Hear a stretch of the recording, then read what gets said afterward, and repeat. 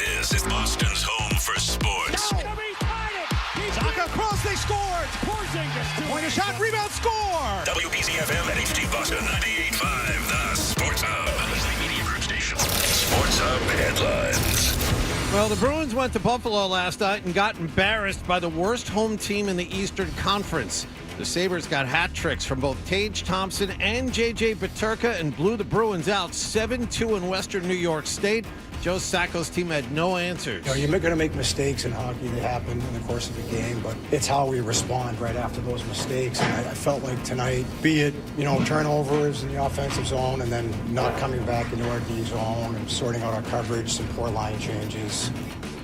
Mason Lohrei and Brad Marchand each scored goals in the loss, which dropped the team to 9-14-1 on the road this season. They'll be back home to play Winnipeg tomorrow night. The Celtics, meanwhile, will be home this evening to play Chicago. Grandy and Max had the pregame at 7 and the tip-off at 7:30 here on 98.5 The Sports Hub. Jason Tatum, Al Horford, and Sam Hauser are listed as questionable. J.D. Davidson yesterday added to the NBA's Rising Stars Challenge as one of 7 G League players. In other NBA news, the trade deadline is a week from tomorrow, and there are a couple of big names that could be moved. ESPN reported yesterday Sacramento is expected to open up talks on All-Star De'Aaron Fox. Also, after suspending him for a third time, Miami has dropped its asking price for Jimmy Butler. Golden State is among the many teams that are interested. Patriots quarterback Drake May and Pittsburgh's Russell Wilson were named as replacements for Josh Allen and Lamar Jackson for this weekend's Pro Bowl games. Also, secondary coaches Brian Belichick and Mike Pellegrino will not be back with the Patriots. And the Red Sox assigned infielder Abraham Toro. He and the team's top 3 prospects, Marcelo Mayer, Roman Anthony, and Christian Campbell, have all been invited to Major League Spring Training as non-roster players. Sports Hub headlines are brought to you by Dr. Matthew Lowe Presti and Leonard Hair Transplant Associates, the hair doctor of Hardy, Charlie McAvoy, and Tuukka Rask. Call 1-800-GET-HAIR for your free consultation. I'm John Wallach at Boston's home for sports, 98.5 The Sports Hub. Your next update at 6:30.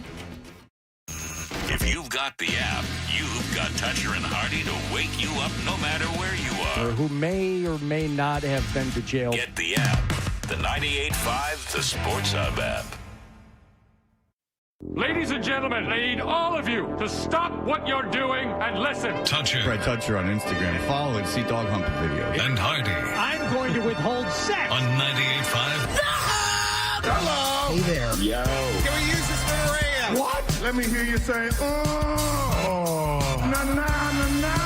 Crush me, mommy. Just not enough booty to go around? Say my name. I'm a robot. I'm the son of the post. I'll chase you around a little bit. Wow. Holy smokes. Yeah. Instagram. I want to dip it in. What?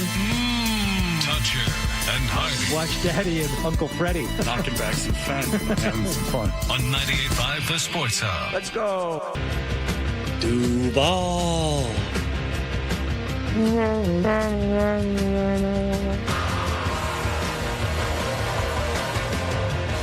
Duval. Hey, good morning. Good morning. Thank you, trombone. We are Toucher and Hardy. We are in the Town Fair Tire Studios. You can call us 617-779-0985. Brought to you by FanDuel Sportsbook. Make every moment more with FanDuel.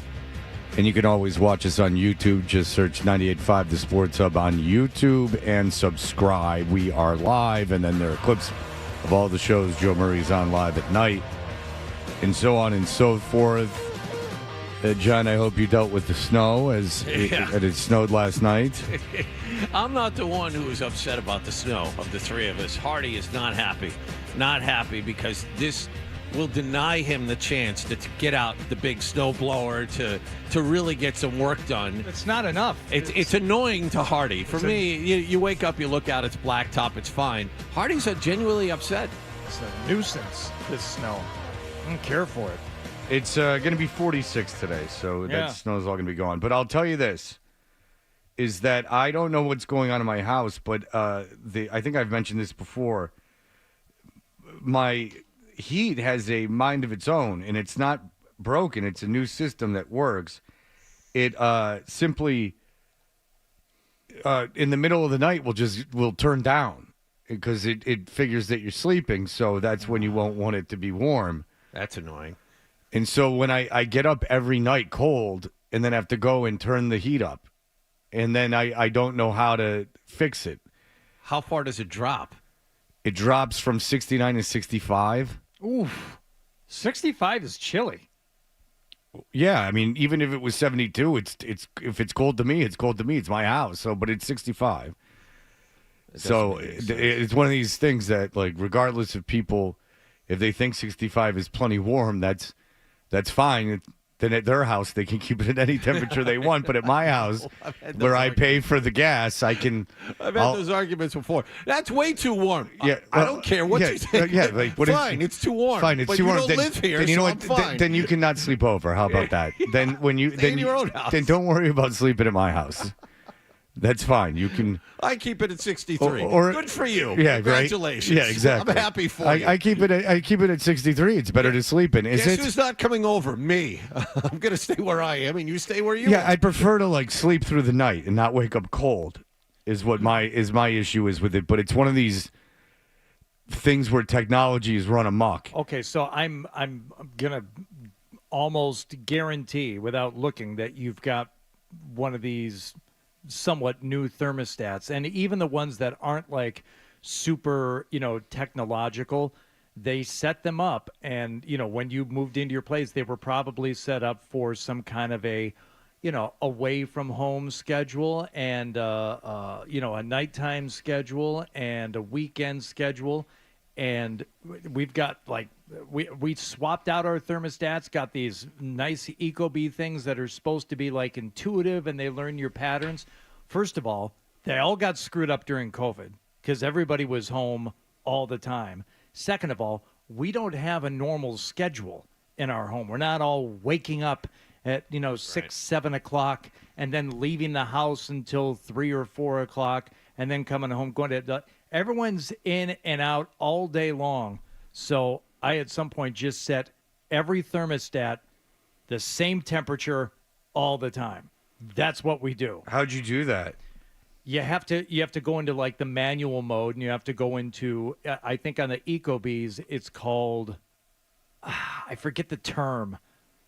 It's not set. It's hold. I think it's hold. Oh yeah. Just okay. hold at this temperature. Yeah. Hold Yeah. until further notice. Okay, because this is a Nest situation, but I don't know my password for Nest. Because, I hate it. So I don't, this is one of these things that is I just wish it wasn't existing. Oh, it's great. You can control the heat while you're out of the house. Who cares? I don't want to control the heat while I'm out of the house. It's not there. I want to set the heat and then. Oh, you could have the house warmed up by the time you get home, see? Yeah, that's great. Yeah. That's exactly what I want. What I want is me to set the thermostat and it to stay at that temperature until I don't want the thermostat at that temperature. Adam somewhere is getting very upset because this is wasted gas. Yeah, see, they're all set right now and holding. So I've got it on my. Yeah, there is a hold thing. I wasn't sure. I didn't want to screw with it because I'd broken it, or not broken it, but I've screwed it up before. So I've just asked to reset my password, but I think this didn't work the last time I did it. When we moved into our house, now it's been 7 years or something. I was asked if I wanted outlets that could be controlled, by the app. And I said, no, I really don't. Oh, no, we'll put them in right now. It's the same thing. Please don't. Give me switches. If you want to give me the newfangled thing where you kind of touch to go up and down. I'd rather not. I'd rather have at the very most switches with the tiny little dimmer thing that you have to put a fingernail on to move up and down. That's as technological as I want to get with the lights. There's one light that we have on a smart plug because it's kind of tough to get to behind the couch and in the family room where you can tell the Alexa to turn it on and off. But other than that, that's it. And I like gadgets to a certain extent. I like some of this stuff. Enough already. And especially when it starts, we know what you want. We know you want it chilly at night so you can sleep better. Not really. I'll figure it out. I'll kick the covers off if I get too warm. Or I'll bundle up if it's just give me the same temp all the time. That's all I need. I'll be fine. Well, the good news is that my Nest account is attached to my station account, so now I can't. Now it's gonna be a whole exercise on to see if I can get this whole thing past our security system. Oh, it might wind up in there a you junk go. somewhere, right? Yeah, I mean, it's really something else. This security system is just a huge pain in the ass. Fred, let me ask a question I'm afraid to hear the answer to. When's the last time you changed your furnace filters? You know the answer to that because I already told you. I thought of it yesterday. Is that it's been a while. I have them. Okay. You're thinking it's all going to get clogged up? I'm thinking we should swap them some bitches out. You know what? You can come over whenever you want. You can hang some pictures. You can swap some stuff Shelves? out. Ooh. Jim Murray was soliciting for someone to come and hang a TV on Twitter the other day. I'm like, come on, dude. Don't tease me like that. Now I don't know where Jim Murray lives. I'm not going to offer my services up to Jim Murray. That He seems lives a little weird. Melrose, Reading, Yeah, somewhere I in think there. it's on the That's other a side. ways from you. Isn't he a man of the people? Like, can he? Doesn't he have a bunch of handyman friends? I would think so. Not as many as Hardy, though. But no, hanging a TV? Wallach, you can hang a TV, can't you? Doubtful. Really? Doubtful. That's fun. No, I can't hang a hanging TV. I told you the time that we hired a guy to come over and hang the TV, and he smelled like he had been that he like lived in a bong, which was whatever. I don't care. Like this isn't a job where you can't be high for it. Yeah. And he just goes, "Hey, will you hold the TV?" And he held the TV. I held the TV, and he was moving so slow. I held the TV for like a half an hour, and then finally I was like, "Milo, come up here." Mm-hmm. And Milo came up, and I'm like, Milo, hold the TV. And I just did it. And then that's fine. And the guy's like, that's going to be $150. And I went, and I was like, I'm like, get out of here, dude. This was like, leave. I'm like, you did not do anything. And he was like, all right. It was good. I'm glad you came. This was a lot of fun. Hang the TV is fun because you get to do some leveling, you get to do some stud finding, you get to do some drilling, and then you get to do some socket wrenching. Get them bolts in there real good. And you're not afraid you'd mess it up? Hanging a TV? Yeah. No. The only thing, and this is the only concern I would have, because I've only done this once, is hanging a TV where there was not an outlet right behind the TV, because there will be no cords hanging underneath the TV going down to the plug if I'm involved with the project. That is not that won't be allowed. So I've only hung TVs where there are outlets, or one time I put in a new outlet right behind the TV. You put in the outlet. I put in the outlet. Wow. And only because it was coming straight up from where there was an outlet essentially directly below it. You know, closer to floor level, and you just go on the YouTube there and figure out how to do it. It's like, how tough can it be? There's electric going in right there, 4 feet south of where I want the outlet. How tough can it be? And it turns out I don't mess around with a ton of electric, but that one I felt I could do, and I did. And only a couple of minor mishaps. I only got bit a couple of times. I'm getting bit. I'm getting bit with a little 110 there. Little shock. Whoops. Little shock. And we're just this close to really doing some damage. Well, and then It's what you're telling me. sawing through the drywall. I got really excited because once you get through the drywall, pop right there, you gotta cut the old outlet box off just with like a little handsaw. And I got way too excited with that, and I poked through a little bit on the wall on the other side. That didn't deter you at all, the fact that you were this close to really electrocuting yourself. Not with 110. I see. Come on. All right. 110 ain't going to kill you. How'd you know it was 110? Because his household is 110. Okay. I did not know that. Well, All right. But putting that new outlet in, now that's real nice. Because now there's no cords hanging. It's right up there on the wall. Did putting in a new outlet leave you with a smile on your face the rest of the day? Was that like, I did that? That is something significant. I did that. Everyone step back and admire what I have done. Of course. Okay. I show people who come over to the house, I say, you want to see something? And I take them up in that one room. I'm like, look at that. It's You're like, behind it's the a TV. Yeah, it's behind the TV. How to get there. You can't really see it, but it's behind the TV. Me, baby. Me.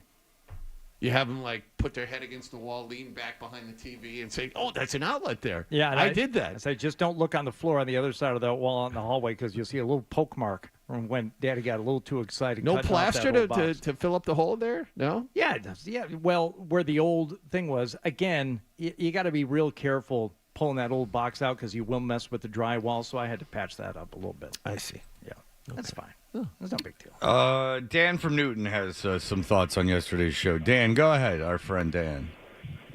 So we'll tiptoe around this, make sure it's good for air. But yesterday we were talking about the OMG claim, and Freddie, you asked Wallach a perfect question to go down a rabbit hole.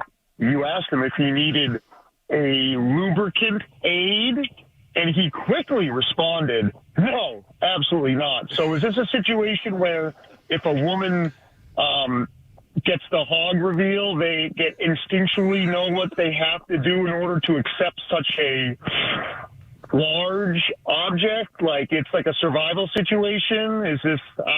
We didn't explore it, and I need to know. Well, I don't think it takes a genius. It's cause and effect. I mean, once John unfurls what makes the grease in the pants. OMG. Then it's a Pavlov dog situation, Pavlovian response. Look at Nick. 30 seconds, the phone's been ringing. We just took a phone call, too. Oh, boy. And he just picked it up. Here we go. Good for Nick. Well, he was listening to the show, that means, right? Yeah, I guess. But yeah, I don't think it's the body's, like it's not like you start shivering because you're cold, you go into survival mode. I think this is strictly a pleasure response. That's all. Well, I mean, it's just the way. It's not a complicated thing. It's how things work. Is that the woman becomes aroused, and then nature takes over, and then Johnny is right there. There's nothing required. John is a man. I mean, it's all very biblical and traditional. It's not he's not going in anywhere forbidden. No big mystery about this. Yeah. Instant arousal. Yeah. John doesn't need that. That's what John doesn't need. All right. Well, there you go. I think I'm jumping through the hoops now to make it so I can sleep in my home. We'll see what it does. Big Scary Man Guy has some questions for Hardy. Big Scary Man Guy, hello. Hey, so first off, I'm the peanut butter guy. Everyone thinks I'm the big scary man guy, but we're actually two different people. Well, Nick is an idiot. Go ahead. So, Hardy, I'm an electrician, and 110, it's not the voltage that'll kill you, it's the amperage. But besides that, I had some good advice. They actually make a box leveler where there's levels built into it that I think you would absolutely love. You don't even need a separate level, and it's the shape of the outlet box. Can we, Peanut Butter Guy, can we get back to what Hardy got wrong? Because it seems like electricity 101. Yeah, so everybody thinks, and that's why I was like, maybe I should call so Hardy doesn't have anyone killed in their house today. Sure, go ahead. So people think it's the voltage that'll kill you, but it's really just the amperage because obviously, there's a taser that's 60,000 volts and can zap the hell out of you, but it's not going to kill you because of the amperage. That's why like a GFI receptacle is in a bathroom because the water, and all that stuff, it's made to trip when it senses milliamps. And it's on a 110 circuit, but it shuts the power off before, it reaches that threshold of where it would actually cause your heart to stop. Hardy, he's got this look on his face like he's got no idea what you're talking about. I'm stroking out, but all right, go ahead. Well, that's why, there's the old sticker, not that I'm some hardo guy, I'm glad you could probably cut the outlet on your own because I'm sure, an electrician coming to your house will tell you it's $10,000, but, they say wiring's not a hobby, hire an electrician for a reason. We don't want you dropping dead at your house, Hardy. Yeah, well, I mean, it's a good thing you told him because Hardy knows so little about electricity that he would have killed himself. That's true. Thank you. You might have saved a life. The keyhole. Yeah, he shoves that keyhole saw in the drywall and then nicks the wire, and now the blade on your keyhole saw is live power, baby. Yeah, he didn't think of that. I mean, he's a real fool. Who's dead, Mr. Fix It over here or me, who leaves it to the professionals? Thank you. That's right, Fred. Yeah, who's the wise one now? The Me. wise one who can't figure out how to make his bedroom a comfortable sleeping temperature. Yes, you're very wise. It just occurred to me to start doing it because I don't feel well. So I'm actually trying to do it. And I never said I was wise. Secondly, said who's the wise one? Yeah, I'm not going to die. If being wise is not killing yourself by accident, then I am the wise one. You are the one who claims to know all this stuff. I don't claim. A guy called in. You couldn't have been more wrong. You don't even know how electricity is produced. He calls in to save your life. Yes. That's got to be a little embarrassing. That's the thing we're missing here. This is a genuine, caring individual saying, "Oh, here's a guy who's risking life and limb to show off. Maybe I should." Yeah, learn that's him the a real few embarrassment. things. That's the real embarrassment. I thought I was self-deprecating enough to make it obvious, but apparently not. So thank you. If you feel better now, Fred, that's all that we're here to do, to make sure that somehow, some way, someday, hopefully this week, you feel good enough, especially in this first segment, not to yell at everybody and everything. Yelled at Nick and again. that is what is called, John? Gaslighting. But you've been a real prick to Nick 3 days in a row now. And that is called what? This is the definition of gaslighting. He's saying he feels bad about something that happened, so he's attacking me about something unrelated. Well, isn't that the show in general? How would you describe your mood in segment 1 of all the shows this week? How about that you are embarrassed and you're flailing? I'm not embarrassed. I was obviously making fun of myself when we were talking about it a few minutes ago. The fact that you're even defending yourself makes me think that you're embarrassed. I mean, John, I do you agree? I'm going to start showing up at 6:25. No, you're not. And skipping this first segment. Okay. I'm going to pull the Maddie. You were just play music and run commercials for the first 20 minutes. Play Fat Bottom Girls and get them through this thing. Please. All right. Well, look. Thank you. Play Fat Bottom Girls. I missed that. Yeah. I missed that a lot. Yeah. Everyone does. All right. We'll be back. A lot of things happened last night. Your Boston Bruins got killed by a terrible team. Jesus. And, coaches are talking and everything else. It's a lot of fun. We will be back in just a moment. You're listening to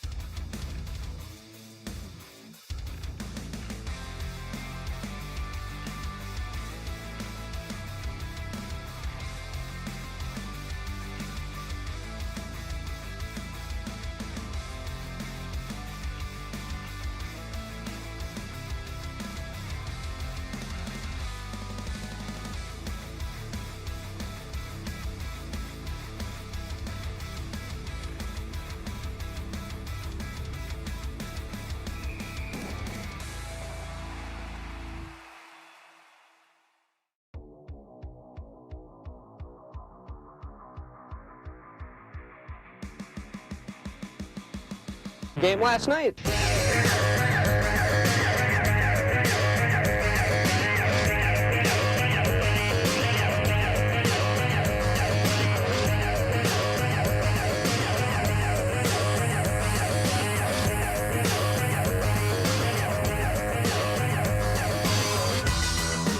Hey, we are Toucher and Hardy. What happened last night is brought to you by Leonard Hair Transplant Associates, where your hair doesn't have to be a game of what happened, so change your lettuce and change your life with Dr. Matthew Lopresti at 1-800-GET-HAIR.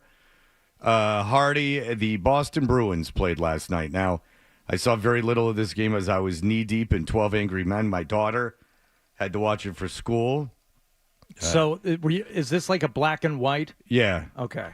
I liked it. I thought it was good. It was nice and quick. Henry Fonda. Henry Fonda is in that one. Yeah. He is in it, as are a bunch of other guys. Ed Begley Sr. That's right.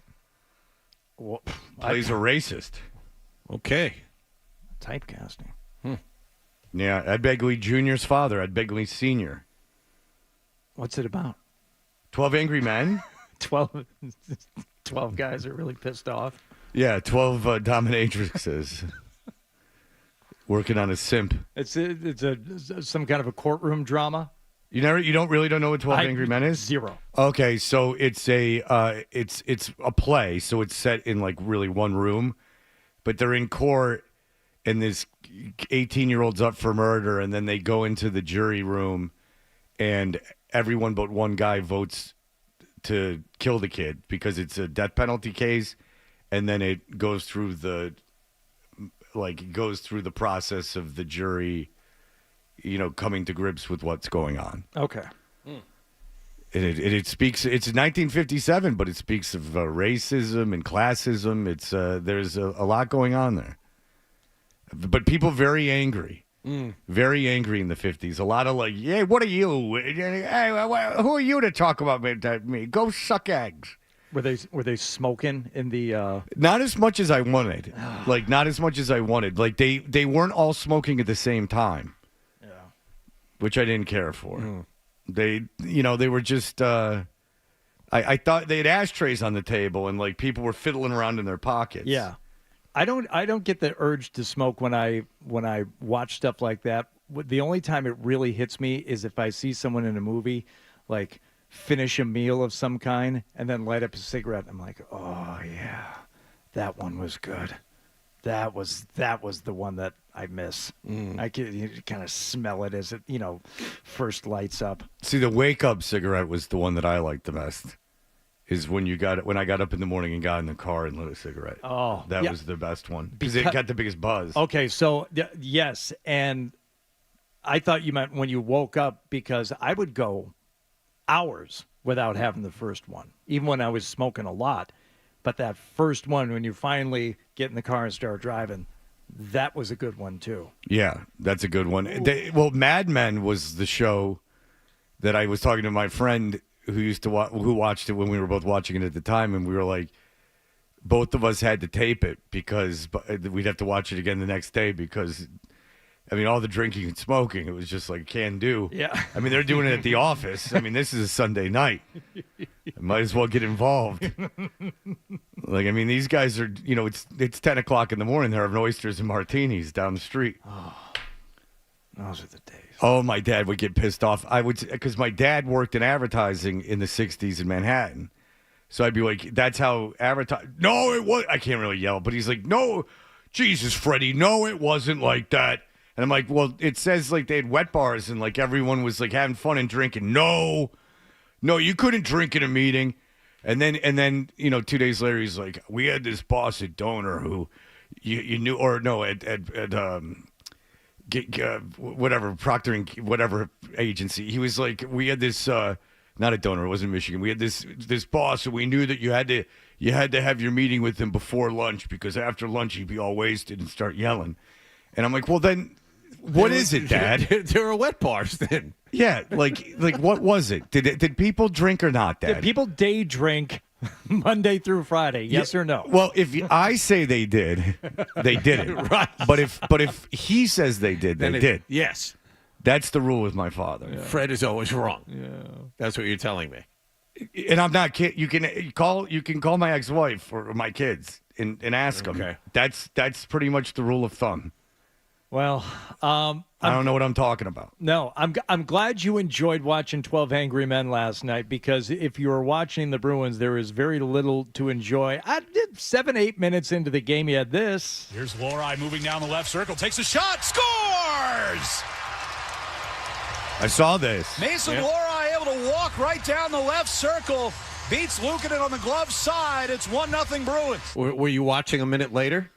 Yeah, when they scored to tie the game. Yeah, the tied it up.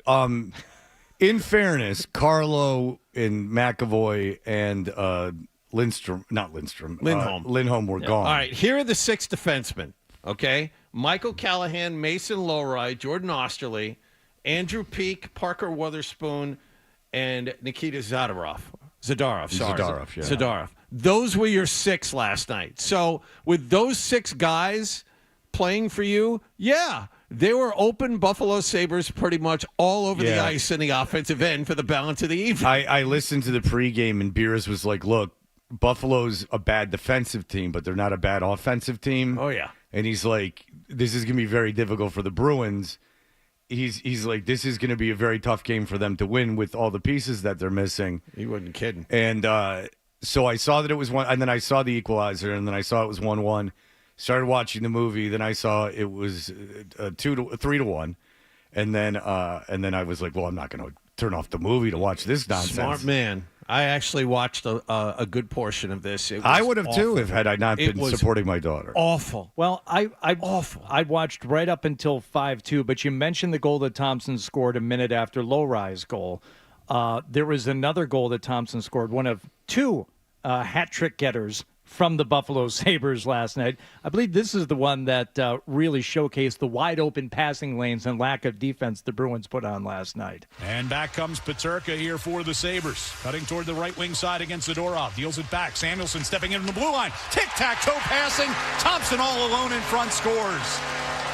That doesn't sound like good defense when they say tic-tac-toe passing. Yes, and that was, I believe, how it was described on the TV also. They used the same phrase, tic-tac-toe, because it was so easy. Now, good passes, good execution, but they may as well have been doing it with cones out there. it looked like a drill. It was so easy for them to execute on that goal. Of the 6 defensemen that the Bruins played last night, you can make an argument that maybe 2 of them are NHL players.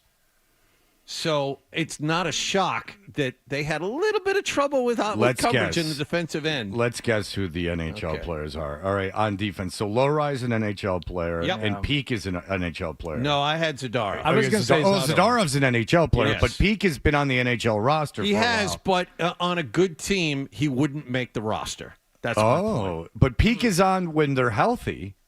As maybe the 6th defenseman. Yeah. But no, all right. All right, fair enough. So you're going Lohrei and Zadorov. Okay. Those are the 2 that would make an NHL roster on a middling to decent team. Yeah, because Zadorov is one of the guys that Jaffy was giving credit for at least being in the right place and trying to do the right thing when they were in their own zone. He's like, I like Zadorov getting down low here and playing the puck. It's just the other defensemen and even the other forwards who are just kind of like skating around in space and not really covering anyone or clogging up a passing lane. The passing lanes were 20 feet wide. Zadorov was a -3 last night. Right, but I'm one of the goals. Quick man. On one of the goals, he's like, okay, I can't fault him. He's where he's supposed to be. Fair I enough. can say nothing for the other 4 skaters out there. Like there's no explanation as to where they are and what they're doing. And by the way, Billy. that wasn't the only problem. If you took a look at the Bruins power play last night, the second power play, Osterley, Brazeau, Coyle, Patra, and Geeky. Those are the 5 on your power play. There are I can't even list the amount of problems this team has at the moment. On both ends of the ice, they are awful in a lot of places. Power play not explosive last night. No. Not impressive. No, not very inspiring, the effort you saw last night. How is this team still holding a playoff spot? Okay, because they give you hope. At times they give you hope. So it's Buffalo scores 2 more times after that. It's 4-1, and then this happens. 44 to go on the power play.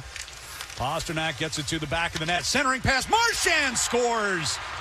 One time to just under the crossbar. The captain gets on the board. It's 4-2, 9:47 to go. And I'm watching, I'm thinking, yes, you still have David Pasternak. You still have Brad Marchand. They can score on the power play. Oh, it's a 4-2 game. This is still something that is salvageable. Just like in the first period. A minute later. Bruins get it back in toward the blue line, but Lettieri spun off of it. And back the other way comes Peterka, slipping right in and scores. He split 2 people. He split 2 people. I believe it was Wotherspoon and Zadorov. I forget who the other guy was. But he split 2 guys who stood there and watched him do it.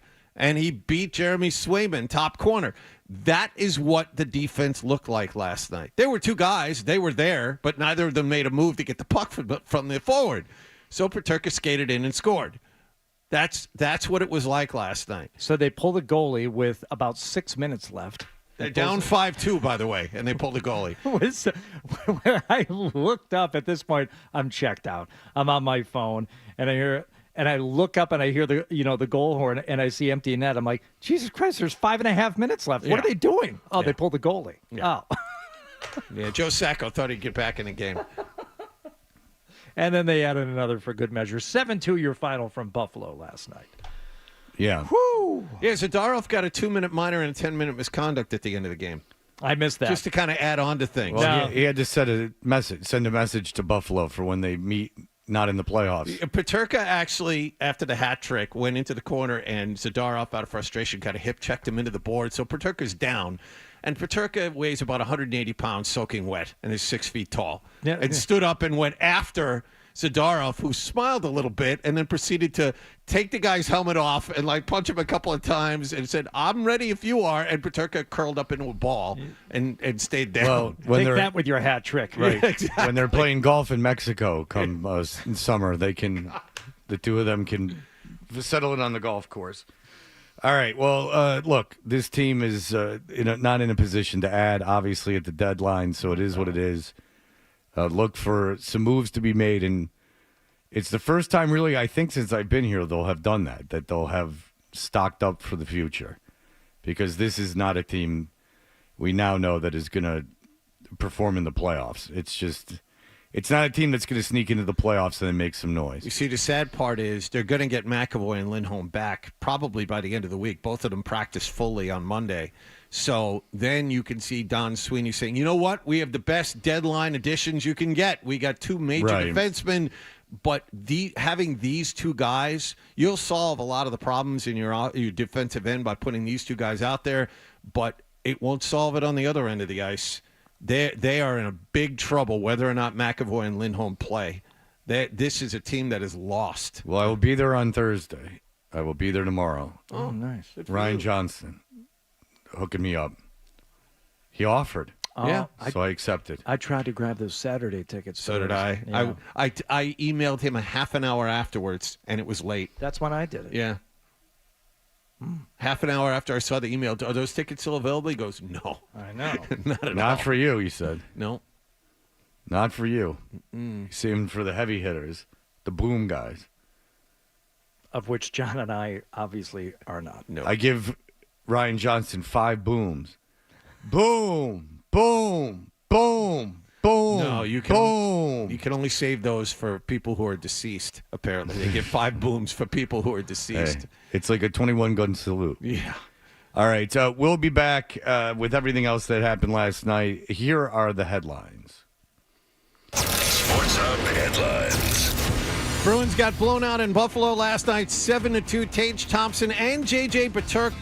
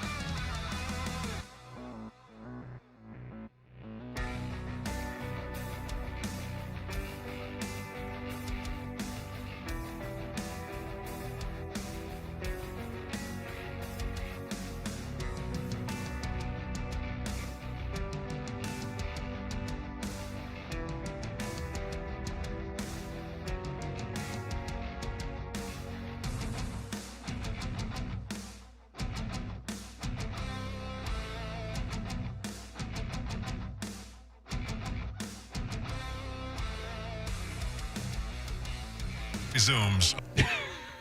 We're going to be doing a lot of this in the 7, 8, and 9 o'clock hours, but 11 seasons in Phoenix. Now, the 10-time WNBA All-Stars agreed to a one-year deal with the Atlanta Dream.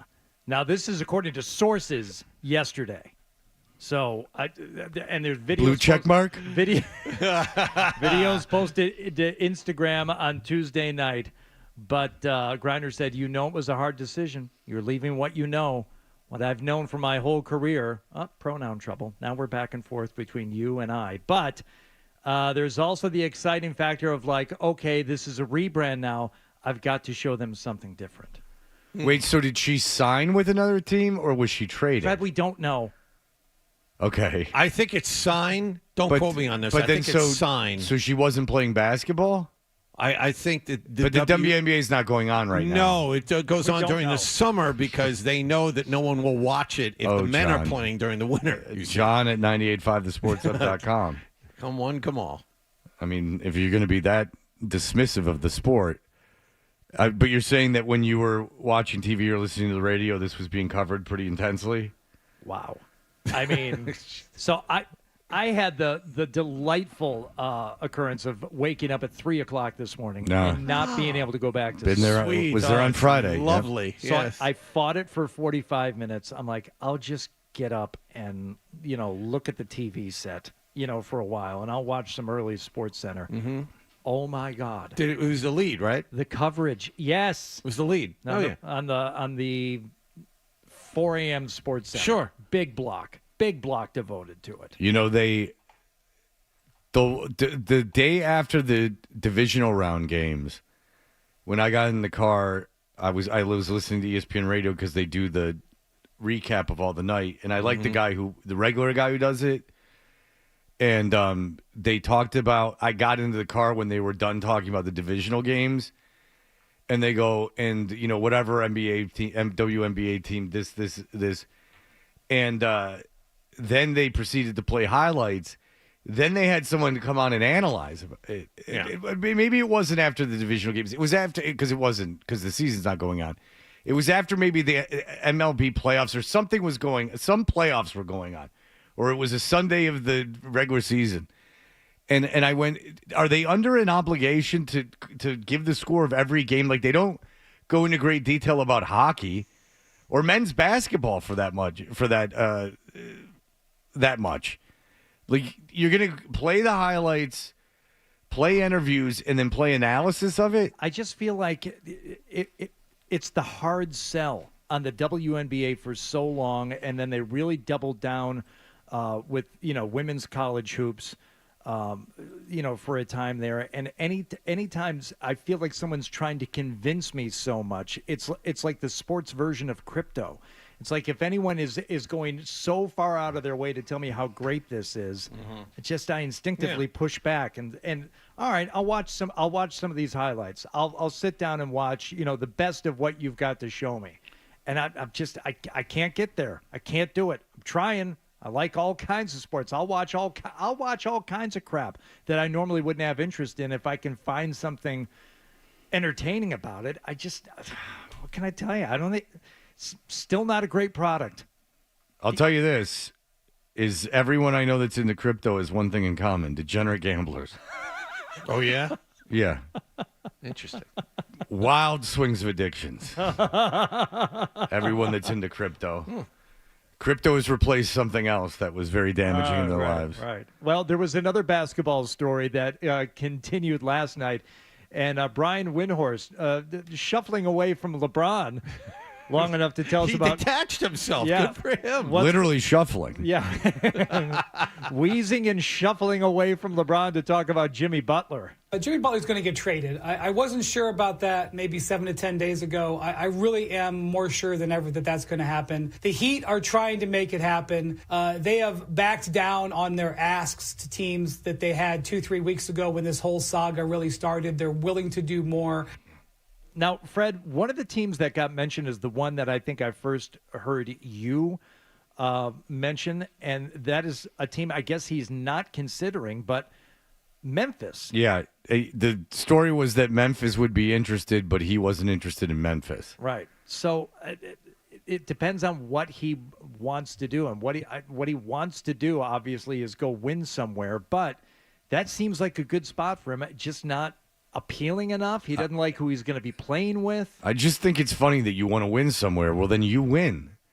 That's always bothered me about basketball. It's one thing about football where there's a whole other side of the ball that you're not involved in. Yeah.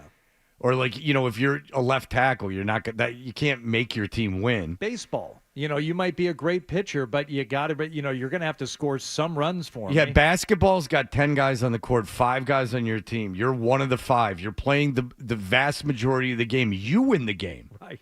The funny part about it is, if you take a look at the rosters he's played with in Miami, he did that. He was solely responsible for dragging that team to the NBA Finals. Oh, he's a great Hall of Fame player, he's right? A great player who has been the lead dog and knows how to do exactly what you guys are talking about.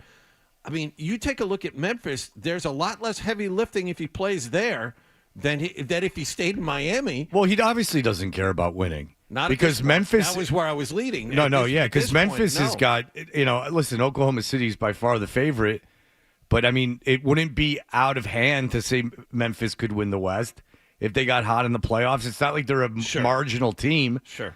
I mean, they're going to have a high playoff seed, and why not? Oklahoma City is a very good team, but they're not, a blue blood dynasty. I mean, they don't have to topple some like unmovable force. In fact, I would rather go to the West on any team in the top 4 in the West than I would in the East.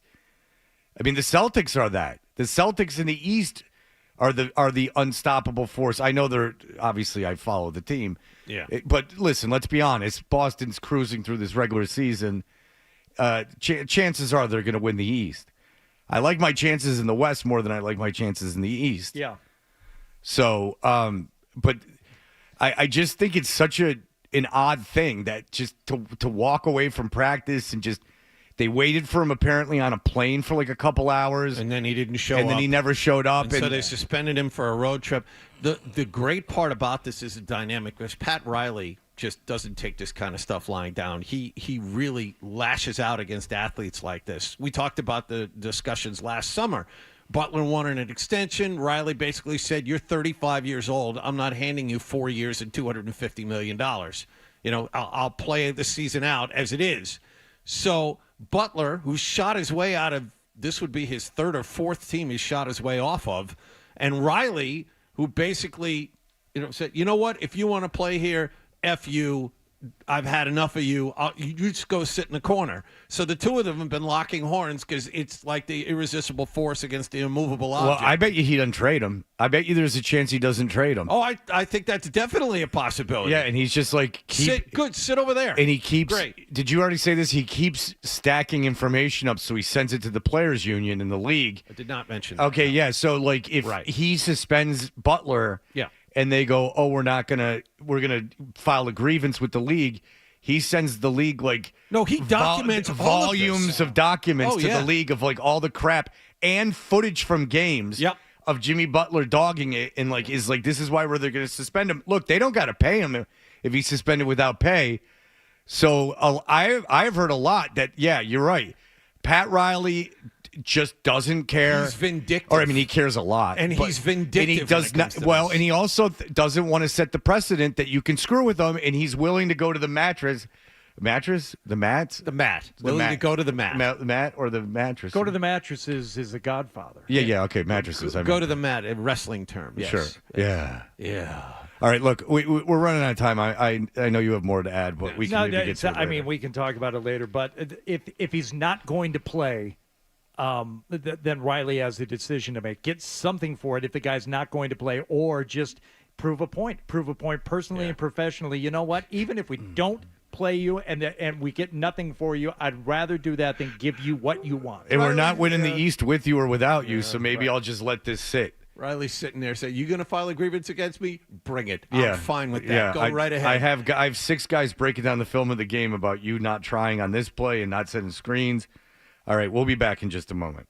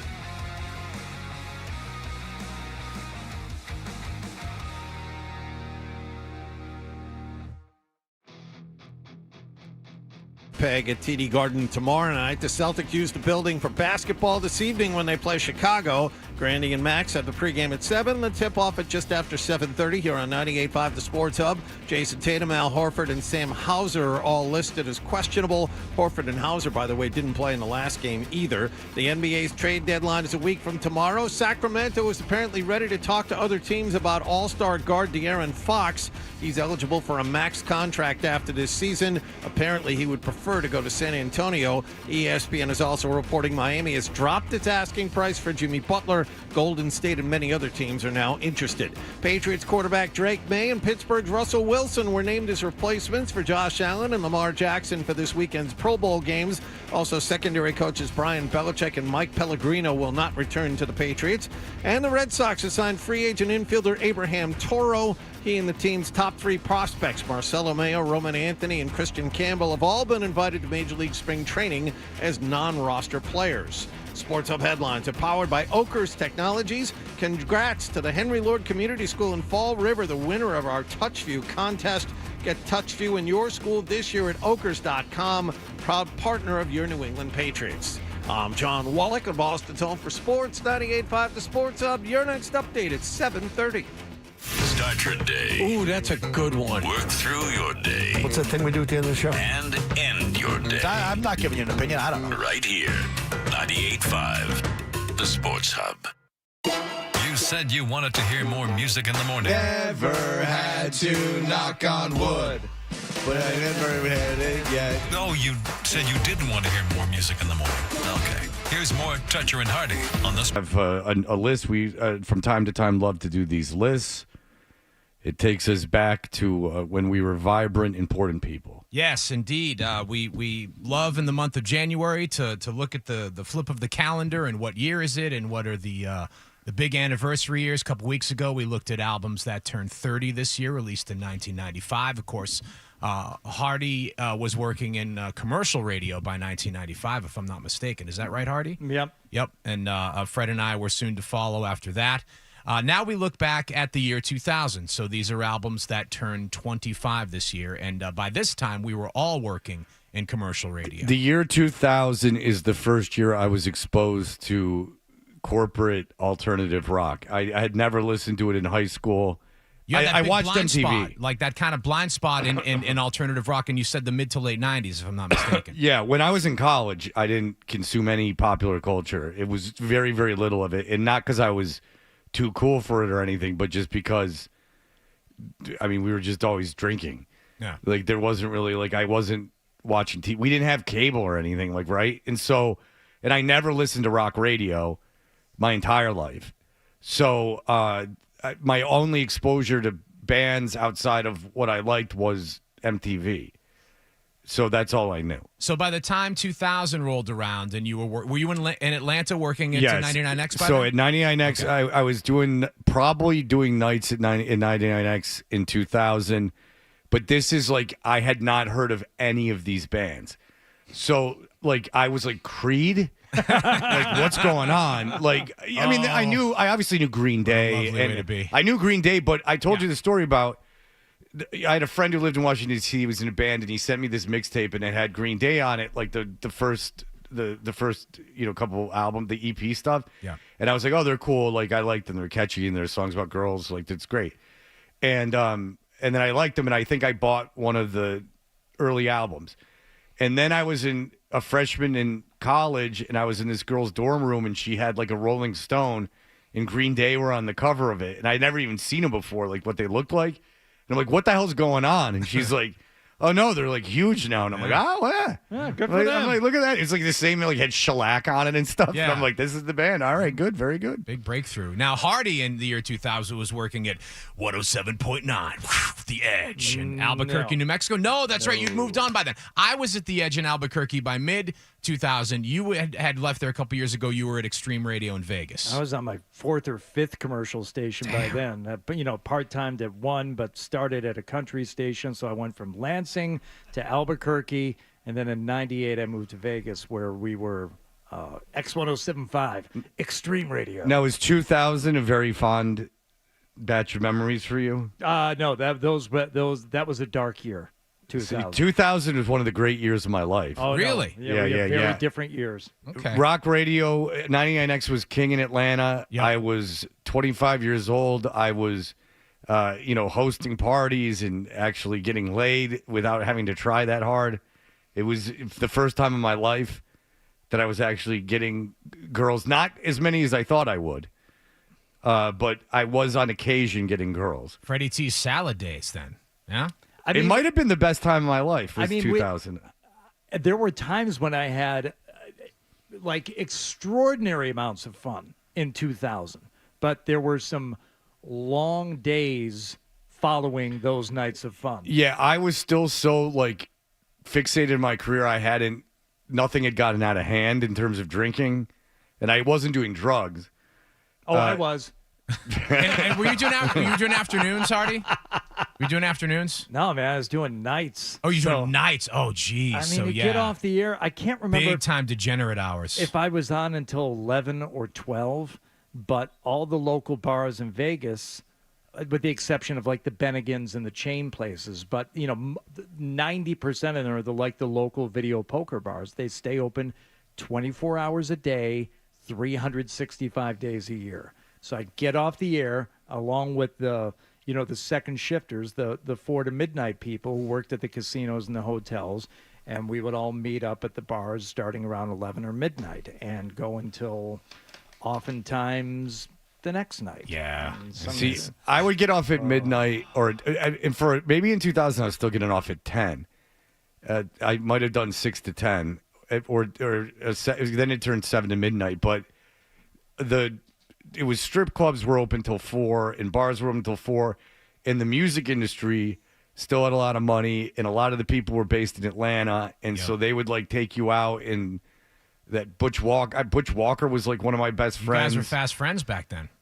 We were best friends, and then when I was no use to him anymore, he didn't want to be my friend anymore. All right, go ahead. This is the soundtrack to those years. That sounds like Rolf the Coke dealer. He and I were really good friends, and when I stopped coming around, stopped buying stuff from him, we weren't that friendly anymore. I'll pick on one of the two of you. John, obviously jump in to steal if they can't get it, but I think you will. But this again, 2000 was a really weird year because you had rap rock and new metal and still some alternative rock and all these kind of different sounds. But I'm going to give this one to Fred because I think it's too easy for Hardy. So this one turns 25 this year. Yeah, this is Linkin Park. Yes. Hybrid Theory. Yes, one step closer, and I have the honor of being the first to play that in Las Vegas. It came from the mailroom. That was at 9 o'clock weeknights, and if a song made it all 5 nights, we put it into rotation. Yeah. I went to the Pink Pony with them. Ah. They were opening for Mudvayne. Yes, another at the Masquerade in Atlanta. Oh, yeah. Chad Gray. And you know my story about Chester. We had missed our flight at LAX coming back from the Grammys, and Chester Bennington saw me. He was leaving the airport, going into the airport, and I was going to the airport, and he was he's like, what happened? And I'm like, I missed my flight. He said, here, take this. And it was his pass to the lounge. Ah. And back then you just needed a pass to get in, and he gave it to me. And he didn't have to do that. He was a good guy. He was a very good guy. I'm guessing this got played on 99X and not on Extreme Radio. Either of you can go for this one. I'm thinking it might be a tougher one for you. Hardy, you probably didn't play this one. Fred, you might have, or you might not have played it. I'm confident saying this is the first time I've ever heard this song. Wow. Well, it sounds like Radiohead. It is Radiohead. Wow. All right, Remember the album that came out in 2000? Is this OK Computer? No, that was 97. This one is Kid A. Okay, Kid A. Yeah, I didn't listen to either of them. No, I didn't listen. I'm not. You know what? Don't. They're not good. Well, I love the Bends. Yeah, that's a great. But here's the delineation. So the Bends is their last great guitar record, and then OK Computer had some guitars and some electronics, and then Kid A and Amnesiac, which this weird subset of Radiohead fans just live and die for, are just there's some good songs on them, but they're not good albums. See, I contend Just is one of the great rock songs of all time. Underrated. Well, I think it's one of the top 5 rock songs of all time. One of the top 5 songs of all time. Just by Radiohead off the Bends. Here's it's a phenomenal. Trick. Here's a trick one for you, Hardy. I know Perfect this. Circle Judith. Yeah. Of course, that was Maynard James Keenan's other band. Yeah. And I've told the story many times where I was told before an interview, Maynard's dick, just, be careful around him.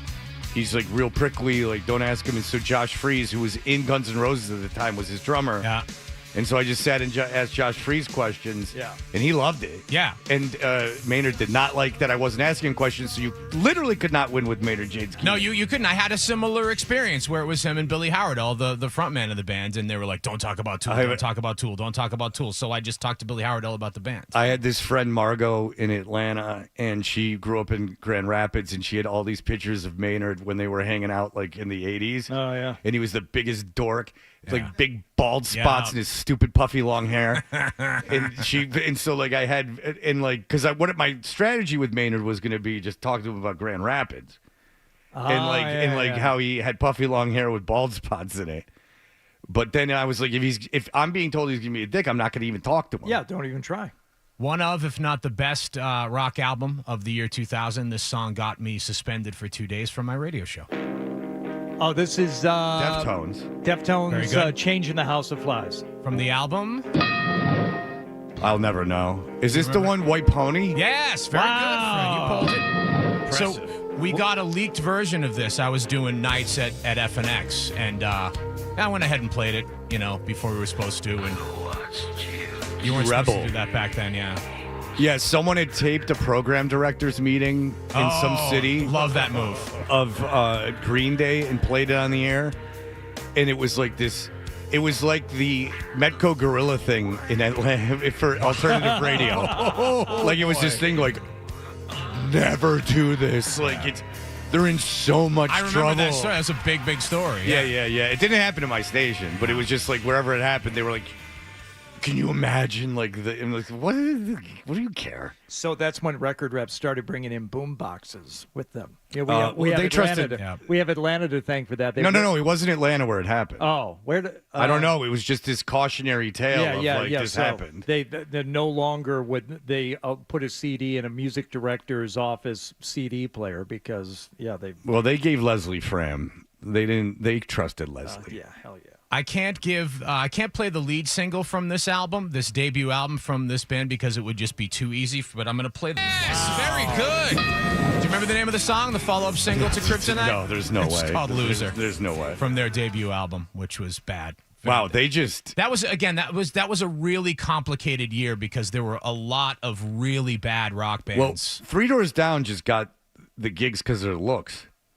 They were like a rock boy band from Alabama. Who's our guy, Pat Finnerty, man? What makes this song stink? He does the whole deep dive on Kryptonite, and it's a good one. Yeah. He gets a little too into his own thing on those things. You stick to the song. Yeah, this one's a little easy, but we kind of have to play it just because it's funny. Oh, okay. That's all right. Well, this is Disturbed, the Waka Waka song. That's right. The Fozzy the Bear Yeah, song. to give the people what they want, man. It's the year 2000. Everyone's listening to new metal, and we got this band Disturbed, and we got this guy making this animal sound that everybody loves to make. I saw their guitar player. I told you guys this off air. Dude, hanging around Sony really shouldn't have been hanging around. Oh, yeah. To a disturbing, It was disturbing.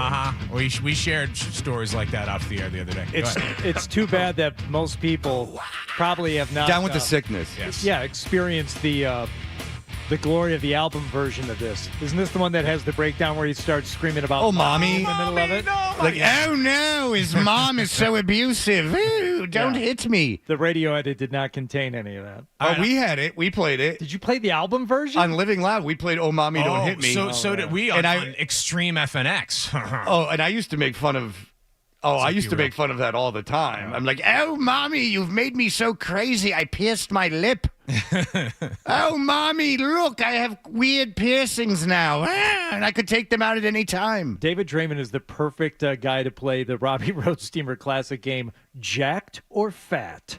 Oh, yeah. He has a Francona-esque Iron Sheik-like body. Yeah. You got to really look. Is he jacked or is he fat? I'll tell you one thing. He's about 3 apples high. I'm going to get.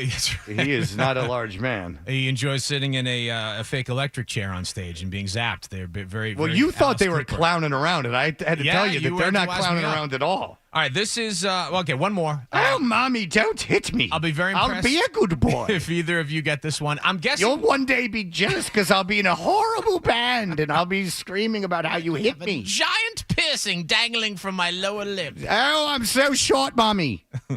All right. Did you guys play this one? Because I played it, and it's from one of my favorite albums from the year 2000. Oh, it's gonna be like failure. Oh yeah, it's at the drive-in. That is relationship with.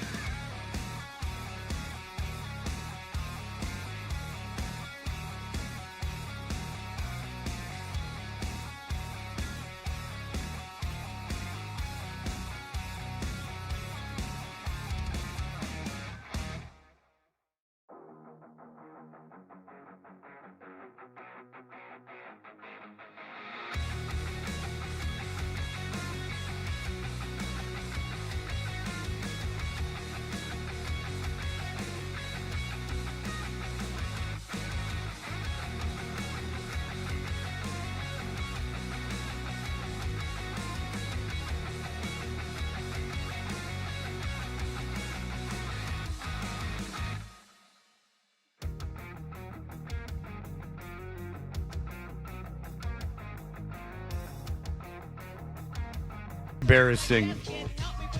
Jerry Jones audio of him talking about how this is outside the box and this guy's got no experience while Schottenheimer sat next to him.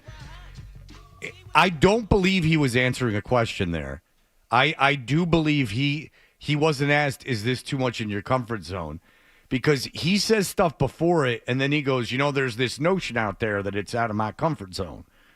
Like, this is my comfort zone. Now he's a piece of garbage. He is not good. He's got very, very little leadership skills. Big risk I'm taking here. I'm taking a huge risk. You could even call me an idiot. I'm so wild. Yeah. This is plumb irresponsible. Do you want to hear it again? It is. I mean, this is $10,000 a hand blackjack doubling down on 6.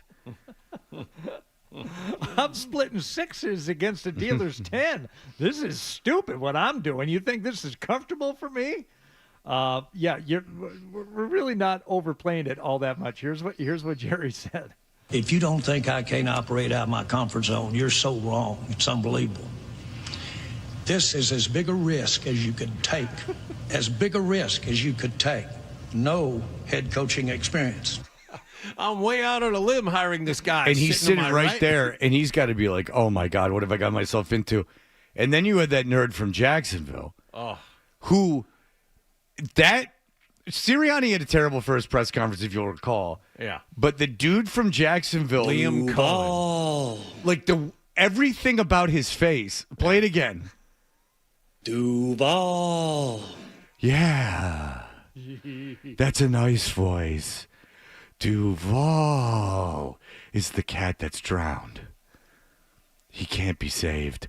But Liam Cohen, it could not have come off as more of a dork. He's just wandering into the facility. Of course, they have to video his first day on the job. Wandering into the facility like he's walking on the moon. I mean, Yeah, like you've been in the Tampa facilities. I you're can't an imagine NFL assistant coach. I mean, this shouldn't all just blow you away like this. Yeah, that Jacksonville job sucks. So and then he had like a nice office. Like, Yeah, with no, the- he- too many windows, if you ask me. I mean, there's no privacy. What do you even have the office? I don't know if we have the audio of this, but I saw it last night. They videoed him introducing him to his office, and it's a windowed-in office that overlooks the team's practice field, and you would have thought they had just comped him a suite at a luxury hotel. Oh my God! I saw it. I don't know what the audio is like because it looked like he was just taking pictures on his phone to send to his look, friends. honey, Look what they gave me. I work here. Well, he when he says Duval, he like kind of moves his head around like he's doing something cool, and his like mouth like tilts to the side and he that was rehearsed. He went up there and that was part of his opening statements. He's like, I love Jacksonville, which is a lie. Everyone hates it.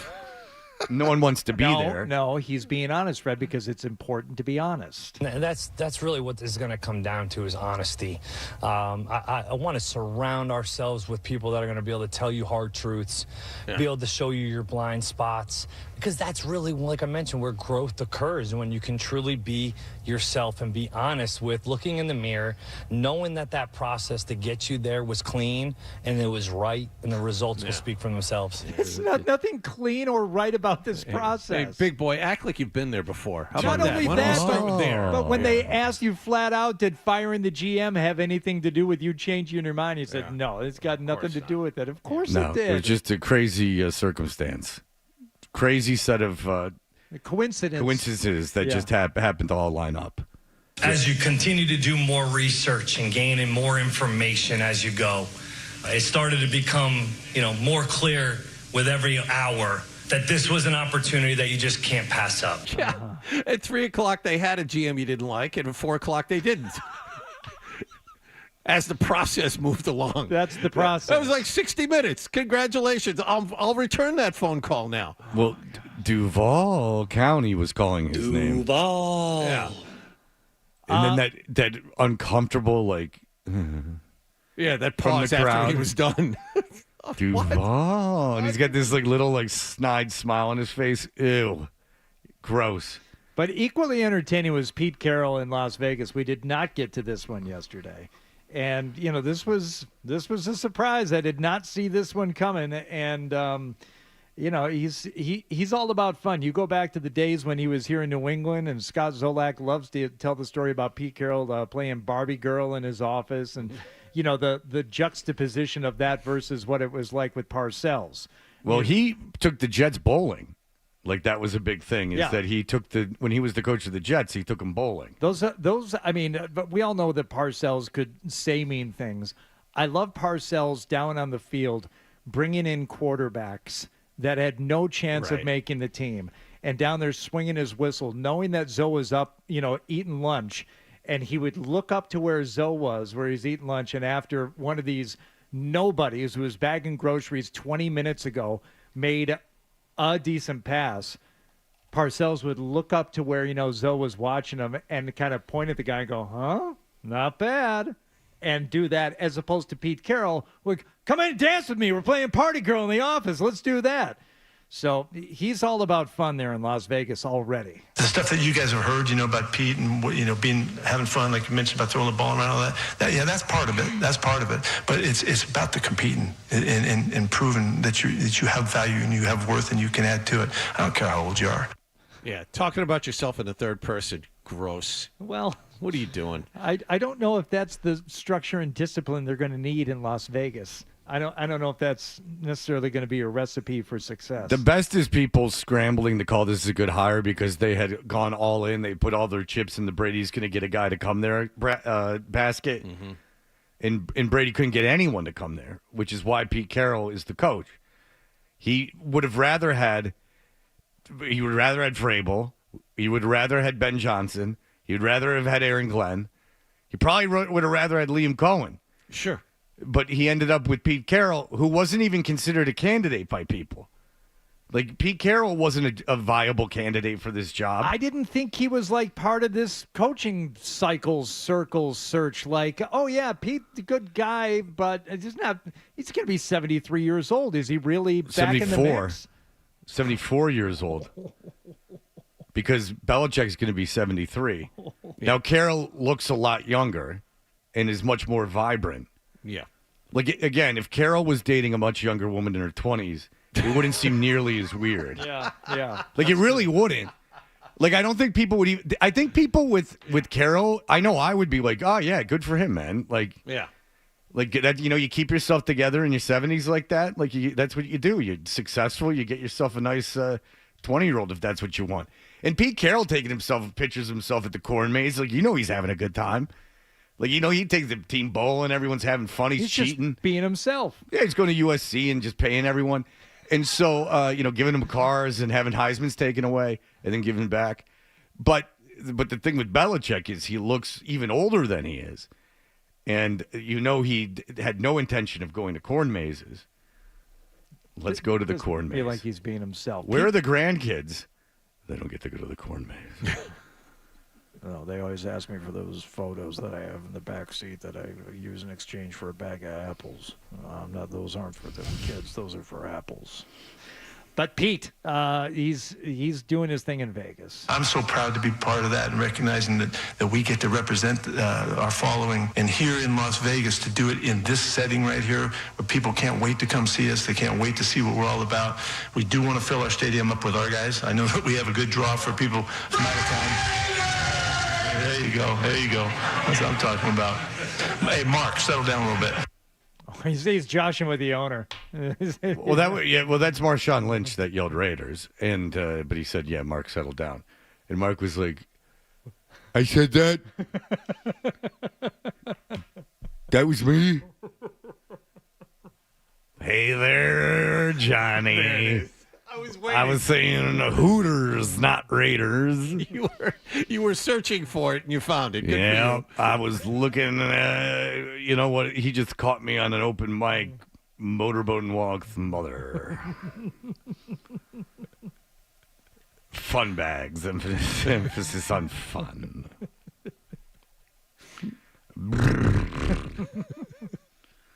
It's going Hooters. Yeah. We were in my van. I wonder if Mark Davis has ever kept the mic on while he peed or took a dump. Could you see him leaving a press conference with a live mic and taking a dump? It's like a police squad situation. Yeah. It's been in movies. Yeah. Like, it's happened before. Like, just leaving his mic Sorry, on. Naked Gun. I got that wrong. But Yeah, whatever. Yeah. But same thing. Just, Mark, take it easy. And Mark's like, I'm here. That wasn't me. The voice clearly can't. I can't throw my voice. No. Any more questions for Carol? Yes. Have they reopened the P.F. Chang's and the Forum shops at Caesars? Yeah. I was over there less than a day ago, and it was still closed. Yeah. No, that poor guy. That was no way to grow up with that dad of his. All right. We will be back. We have the news you can use. Everyone's very excited. Here are the headlines.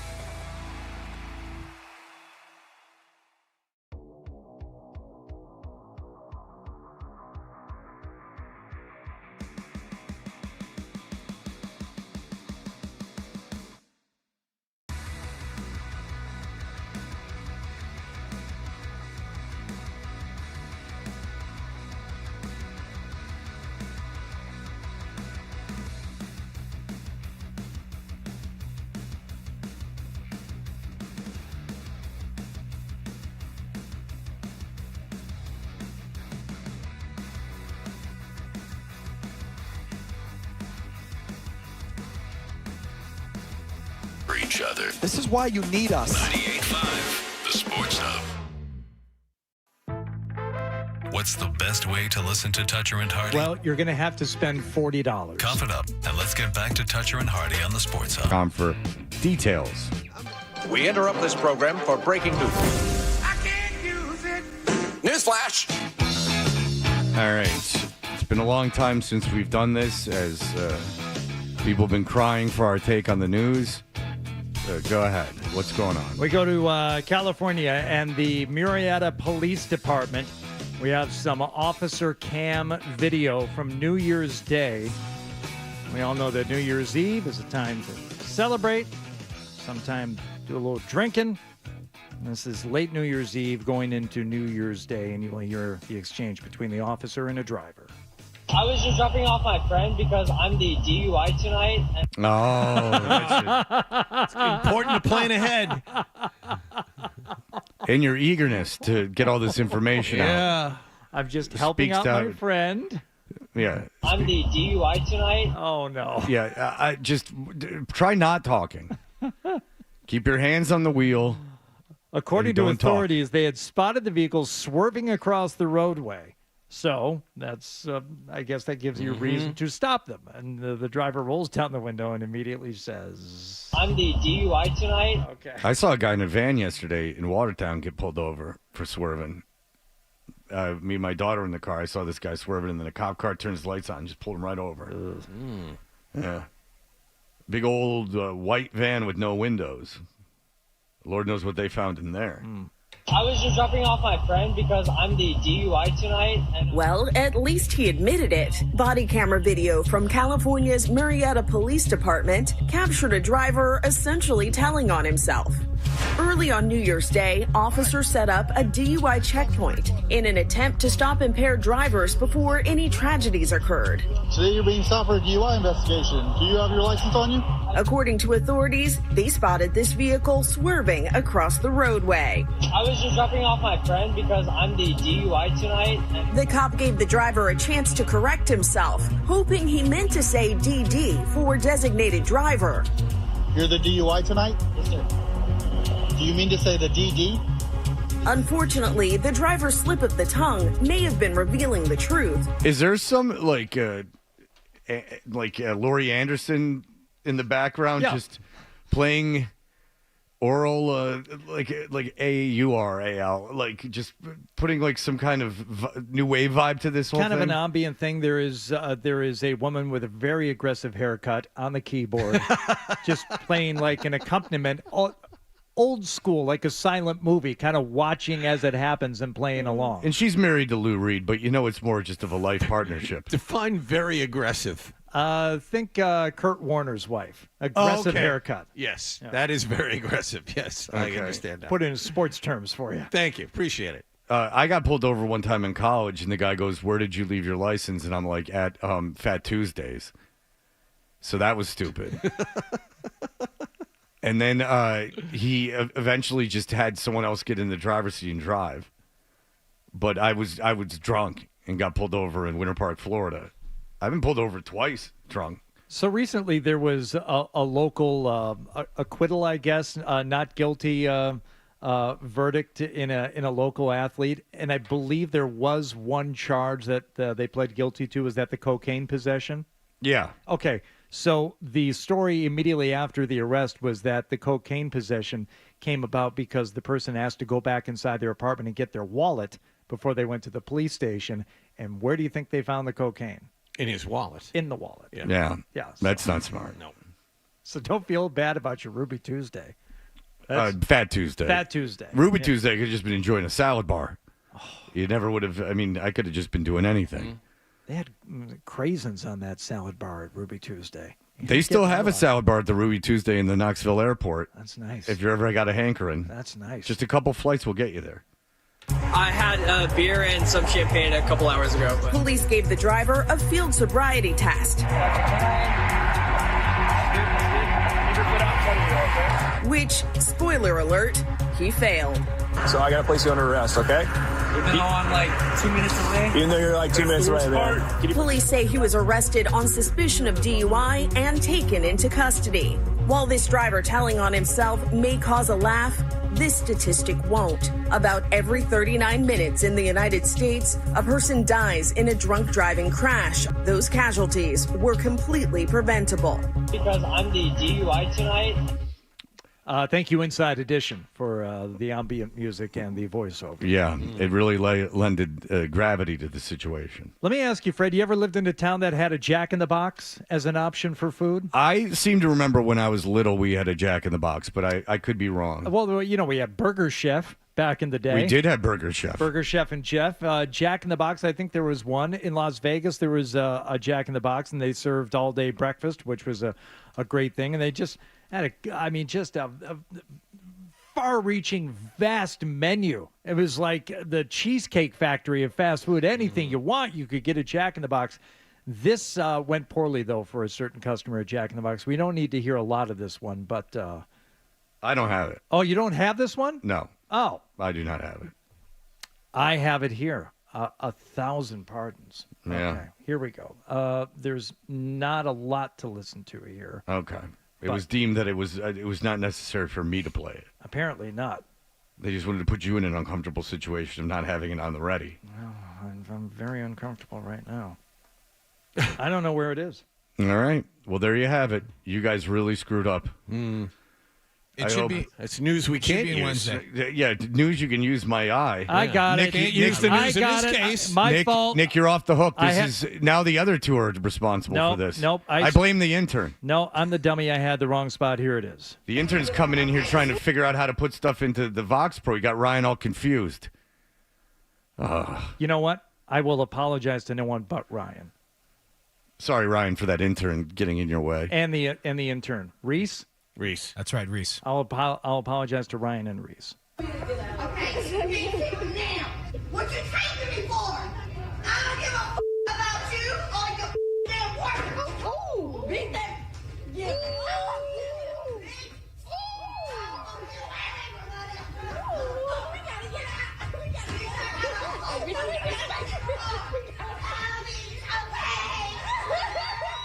Now, Fred, I want you to look at the customer in this Jack in the Box who is yelling at the people, and maybe It's so weird because I don't. You'd think she'd be more comfortable there based on her size. How big are we talking? Because the screen is facing you. You would love her, John. Yeah, Oh, John. really? You would, from behind, I don't think you would have any issues with her. Okay. And she's wearing pants to highlight it. Oh, really? She's got the gripping. But pants, at some point, a male customer or a male employee comes over the counter and hits her in the face. Yes. Yeah. Oh. I've seen fast food restaurants. You're taking your life into your own hands.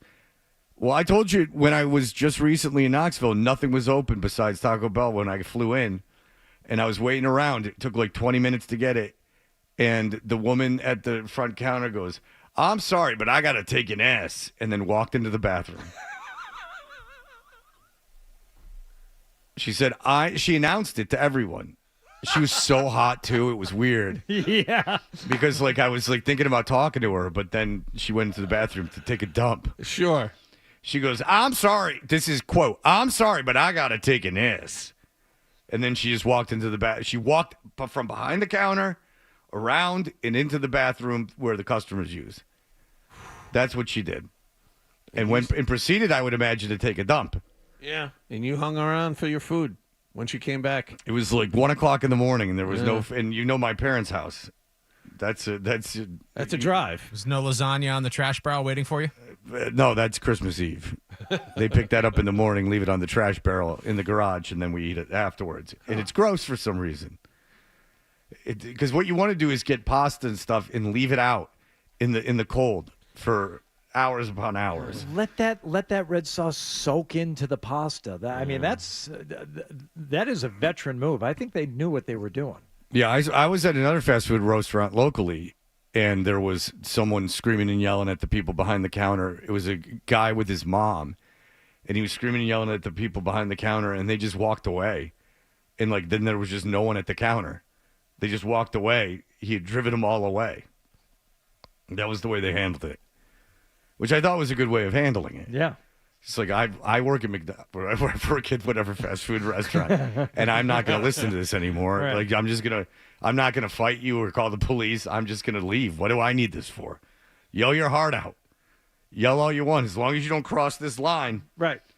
As long as you don't come back in this kitchen. This too shall pass. Yeah, you exactly. will leave. That's the way I would have handled it. Yeah. All right, very good. Caller number 10 to the contest line, 617-931-0985. We'll score a pair of tickets to see 9 Inch Nails this August at the TD Garden. Tickets on sale today at noon. Visit Ticketmaster.com for details. Chris Forsberg going to join us for a couple segments coming right up. More Toucher and Hardy on the way on the Sports Hub. On Friday.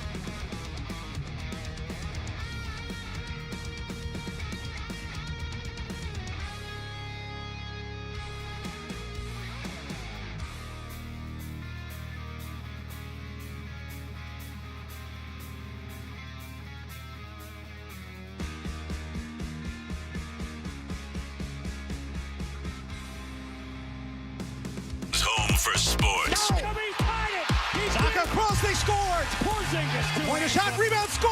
WPCFM and HD Boston 98.5, the Sports Hub. Wesley Media Group Station. Sports Hub headlines. The Bruins had a first-period lead last night in Buffalo, and it lasted less than a minute. Tage Thompson from the red line will pivot back toward his own zone. Pass to Dahlino on the right side. Gave back to a cutting Thompson. Right circle. Shot. Scores. Tage Thompson's got the hat trick. And the Sabres have a 4-1 lead early here in the third. That is Ryan Johnston here on 98.5 The Sports Hub. It's also part of a big night for Sabres forward Tage Thompson on the way to an ugly 7-2 Bruins loss at KeyBank Center. J.J. Peterka also had a hat trick for the winners, and the Bruins now have to come home and play the best team in the West, the Winnipeg Jets, tomorrow night. In basketball news, the Celtics entertain Chicago at TD Garden this evening. Jason Tatum, Al Horford, and Sam Hauser are all questionable. Grandy and Max have the pregame at 7 and the tip-off at 7:30 here on 98.5 The Sports Hub. J.D. Davison added to the NBA's Rising Stars Challenge yesterday as one of 7 G League players. In other NBA news, we may have some big movement before the trade deadline in 8 days. Sacramento will reportedly begin talks with teams about possibly moving All-Star De'Aaron Fox. And Miami has apparently dropped its asking price for Jimmy Butler after suspending him again. Patriots quarterback Drake May and Pittsburgh's Russell Wilson named as replacements for this weekend's Pro Bowl games. And the Red Sox yesterday signed free agent infielder Abraham Toro. He and the team's top 3 prospects, Marcelo Mayer, Roman Anthony, and Christian Campbell, have all been invited to Major League spring training as non-roster players. Sports Hub headlines are brought to you by John Sewer and Drain Cleaning, 24-hour on-call service for your clogged drain emergencies. Go to johnsewer.com. I'm John Wallach on Boston's Home for Sports, 98.5 The Sports Hub. Your next update at 8:30. To us, Boston pride runs deep. I'm a Bostonian! This is Boston's Home for Sports. Bow, bow, bow! 98.5 The Sports Hub. Toucher and Hardy. Such an enticing explosion. 98.5 The Sports Hub. Just continue to prepare and Killing it. Yeah. If you need to know. Are you going to be at the game tonight against the Chicago Bulls? I will be in studio. It is not a big enough game for me to mosey over to TD Garden, but I'll be there a couple times next week, I believe. You don't need to rub elbows with the plebeians. That's for sure. All right. Well, I miss the people. I miss being outside and in the chaos and all that. But yeah, the studio's nice and warm. Yeah. Well, if they keep losing you, then you won't have to worry about that. So after the Houston game, I was reading about the Celtics. Now, John fought very hard on this. But in the Houston game, I was reading that it seemed like the defensive strategy, and this is how Missoula has been playing things, and you can give me your take on this whole thing, is that he was completely focused on 3 guys and was kind of leaving Dylan Brooks and Amen Thompson free to do whatever they wanted. I've heard it pronounced Amen, so I'm doing that. Yeah. All right, thank you. And so they were able to get loose, and 33 and 36 points they had respectively. And then he kind of didn't move off of that. What was your take on that? Is that something that you see him doing? Is kind of just focusing on the big time scores and letting and maybe taking it easy on the other guys?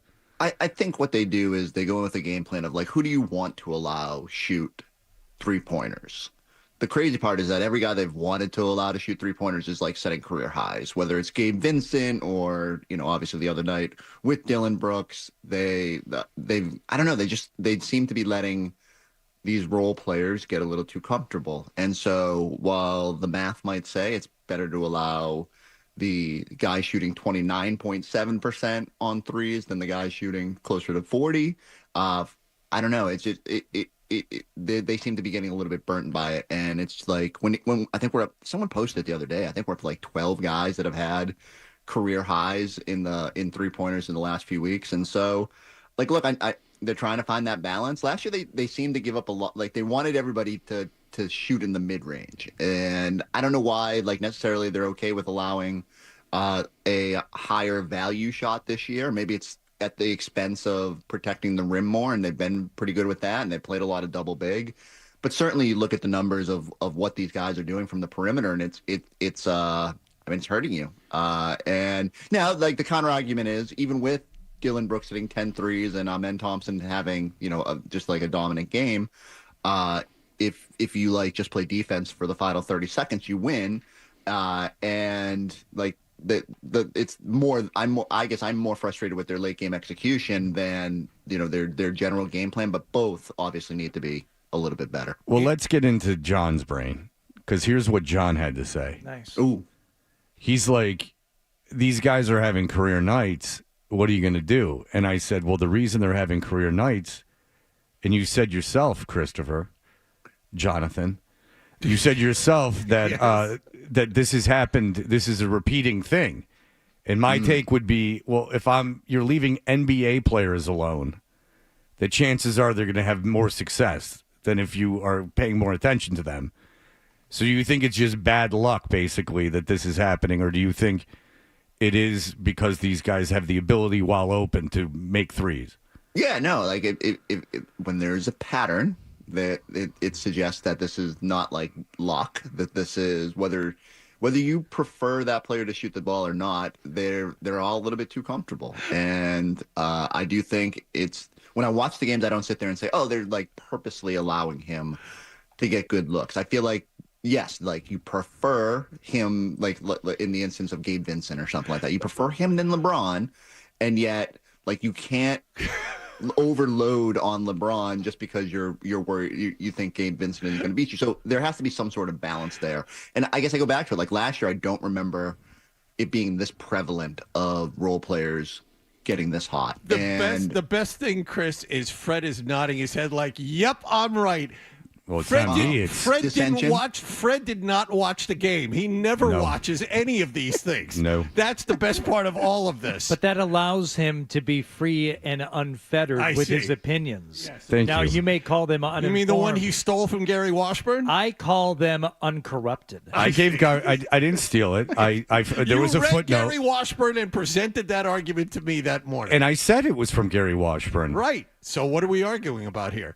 Whether John? or not you think Gary Washburn is an idiot, No. apparently, which... Well, thank you. Hardy's on my side finally. I mean, you get on one of you for one of these things you're experts on, and then everyone turns on me as if I'm the villain. Thank you, Chris. Recording in progress.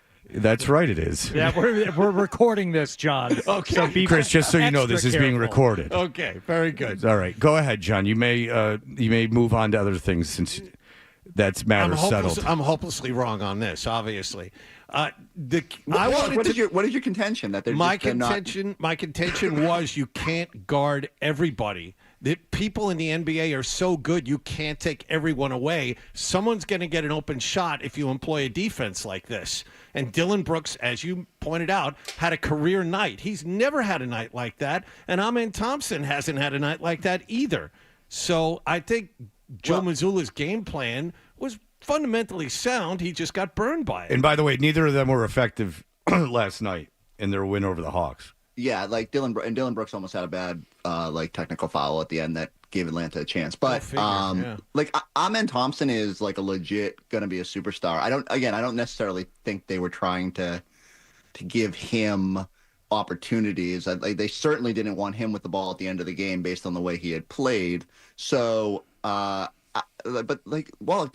just instituted a rule 5-on-5. You can guard everybody. I know what you're saying. Like you can load up on certain guys, but like I'm not sure when I look at Houston, I say, man, you got to take out Şengün, right? Like, yeah, you got to be alert to him. You got to keep him off the glass. You got to put an effort there. But like, I mean, I think the game plan moving forward will focus a lot more on Amen Thompson than it will, necessarily, maybe obviously when they're fully healthy, Jalen Green, all that. But like, it was not a matter of like game plan in this. It was stupid errors down the stretch of this game that could have been prevented by the coach and the players. And like, for whatever reason, people are coming into TD Garden are just a little too comfortable. All right, so let's talk about that. If Al Horford is playing instead of Luke Cornett, do they give up those two baskets at the end? I hate to put it on Luke because it was probably like Luke's best game as a pro, and like he was but yeah, like probably Al probably notices that they're not in the right setup on that final play. The one where Luke got caught with everyone dragging up and he like let Şengün get behind him. Like like, yeah, he's got to be in a better spot there, but that's also tough. Like, it's weird to see them drag everybody up towards midcourt and leave the paint that exposed. But again, I will relent. You are not wrong. No, if Al Horford is out there. I was actually going to bring up something Hardy said off the air. If you're Luke Cornett, why run out there with Şengün? He's not a threat to shoot a three in that area. Yeah. Why not just let him run out there and run back? Yeah. Again, it goes down to just kind of recognition of time and situation, which the Celtics are usually very good at. But so, like, and I'm not trying to give them the out here because you got to be better. And I just thought after a championship season, after how good they were against teams like the Pacers, that they would be better in those situations. And then, like, I can think of 3 games in the last 4 weeks, the where they left Tristan da Silva wide open in the corner against the Magic for a dagger, the Drew Holiday passing up the layup, and then the turnover against Atlanta, and then this one where you've just had mental miscues that shouldn't happen for a championship level team or for a team with so many like all defense guys and so many smart basketball players.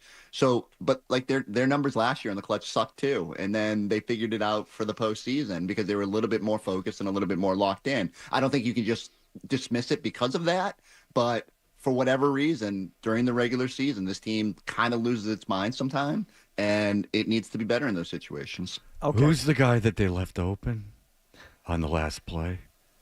Say his name. Which one? Which team? For Houston. Were we talking about Şengün? Yeah. Şengün. The only time I won him is on my plate at the Kowloon.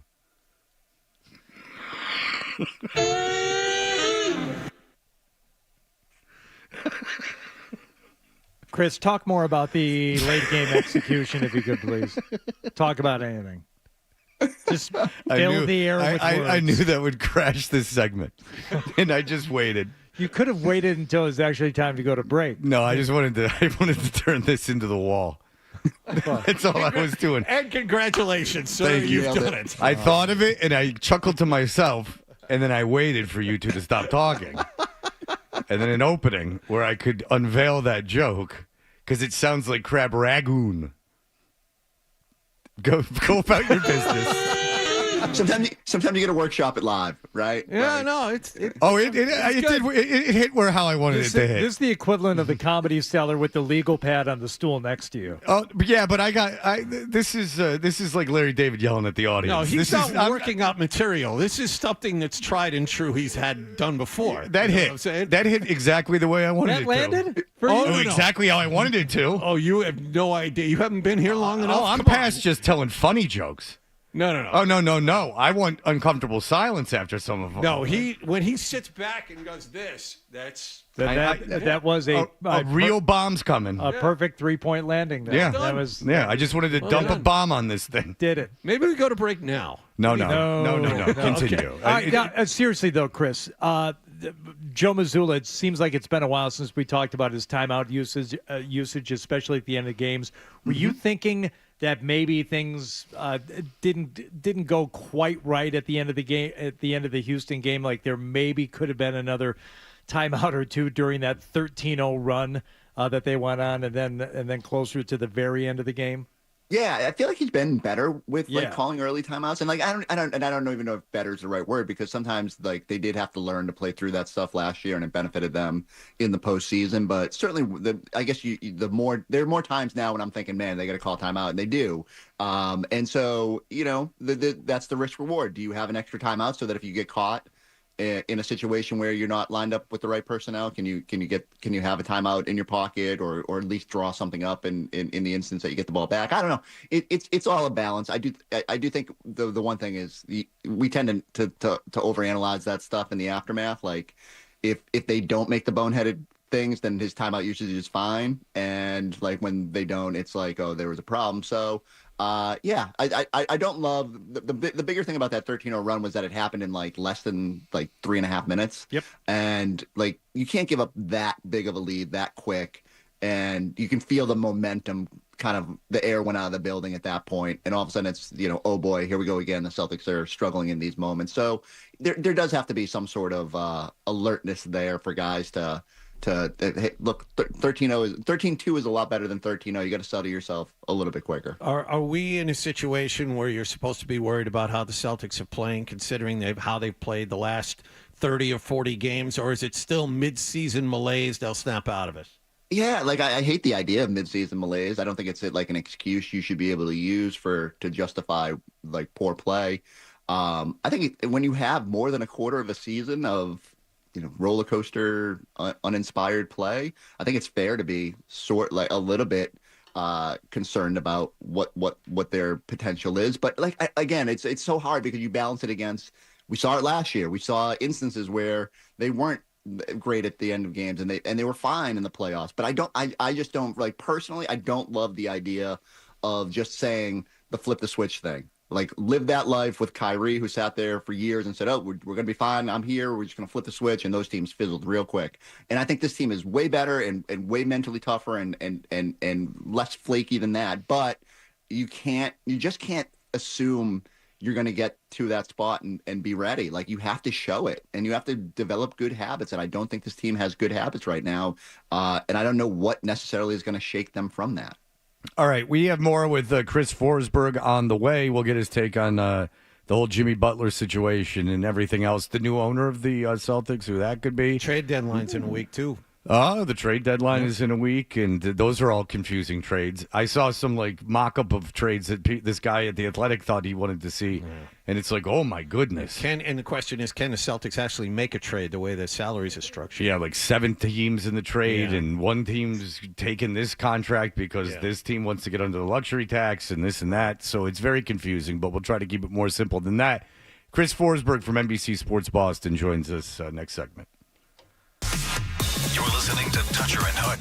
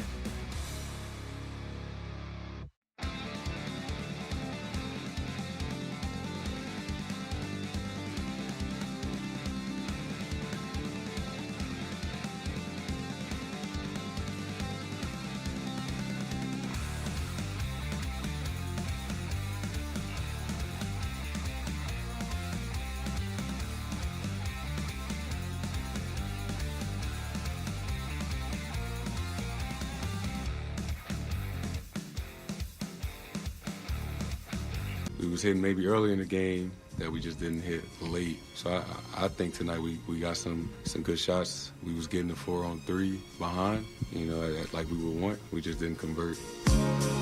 Hey, we're Toucher and Hardy. Chris Forsberg from NBC Sports Boston talks about the Celtics in the NBA. Chris, as John mentioned before the break, the trade deadline's coming up. Give us your thoughts on the Jimmy Butler situation. He just keeps walking away and keeps getting suspended. What do you think is going to end up happening there? So if I am Miami, I am not taking 50 cents on the dollar just to get rid of the problem. I'd rather make him squirm a little bit. And I know the players have all the power in the NBA. But, you just can't mortgage your own future because one dude who has been an issue everywhere he goes wants to go find a new situation. So I hope Pat Riley kind of digs in and lets the market play out a little bit. I think there was a report yesterday that they've lowered their price, but I don't know why you would. And I think you'd rather just make him miserable to the point where, he doesn't opt into that contract next year. And then you have the freedom of cap space to go investigate. But in lieu of that, if you can find a deal that gets you a young player, you have to at least peruse what's out there. But if I'm Miami, I'm not taking back Bradley Beal. Don't think that helps you long term. That doesn't fit necessarily with what your core and where you're headed. And so I'll be very interested to see. As you've said, Fred, there is, people want to make up these 7-team trades that deliver all the assets to different spots, and it gets difficult, not impossible. But I do hope. He has kind of publicly said he doesn't want to go to Memphis, and I think that would be the funniest outcome for him to go to the spot they don't want him to go to, even though I think it would be a really good spot for him, and I think that would make Memphis even more of a legit contender. Yeah, it's weird that he wouldn't want to go there, especially if he wants to win a title. I mean, Memphis is in the conversation. They have a core, and that would be the one guy that might put them over the top. Yeah, why couldn't they win? City. Yeah, why couldn't they win the West if they have Jimmy Butler? That's the question. All right, so Chris, Chuck Lorre, the owner of the Eagles, is rumored to be interested in Jeffrey Lurie. Jeffrey Lurie. Chuck Lorre is the game show icon. Yes, Jeffrey Lurie. Jeffrey Lurie is the. I get excited for a minute when we're going to do game show stuff. Yeah, well, absolutely. Chuck, listen, Wink Eubanks is here as well. Wink Martindale. Oh, Jesus Christ, I'm off. All right, so anyway, the owner of the Eagles and the Eagles are having all this success. Everyone's very excited. He could be interested in the Celtics. What would that mean to you, an out-of-town guy coming in, buying the Celtics? What does that mean? He has a lot of Boston ties. I believe he started here and did he go to school here too? Yeah, 3 different places: BU, Brandeis, and I forget the third one. Harvard, I think. Was it Harvard where he got his doctorate? No, the doctorate was at Brandeis. The graduate school degree was at BU, and I forgot where he went undergrad. But anyway, a lot of Bridgewater State. Could be Bridgewater State. He studied philosophy, I understand. Yeah. Yes. Anyway, yes, Chris. So it is good that he would have some local ties. And you look at the success that team has had from afar, and you feel pretty good about the way they've built rosters, the way they've sustained success through multiple iterations of that team. It comes down, the one question I guess I would have from afar, not knowing too much about the situation, is the money. I think he was valued at $6 billion, which is the cost of the team, and so there would have to be other investors involved.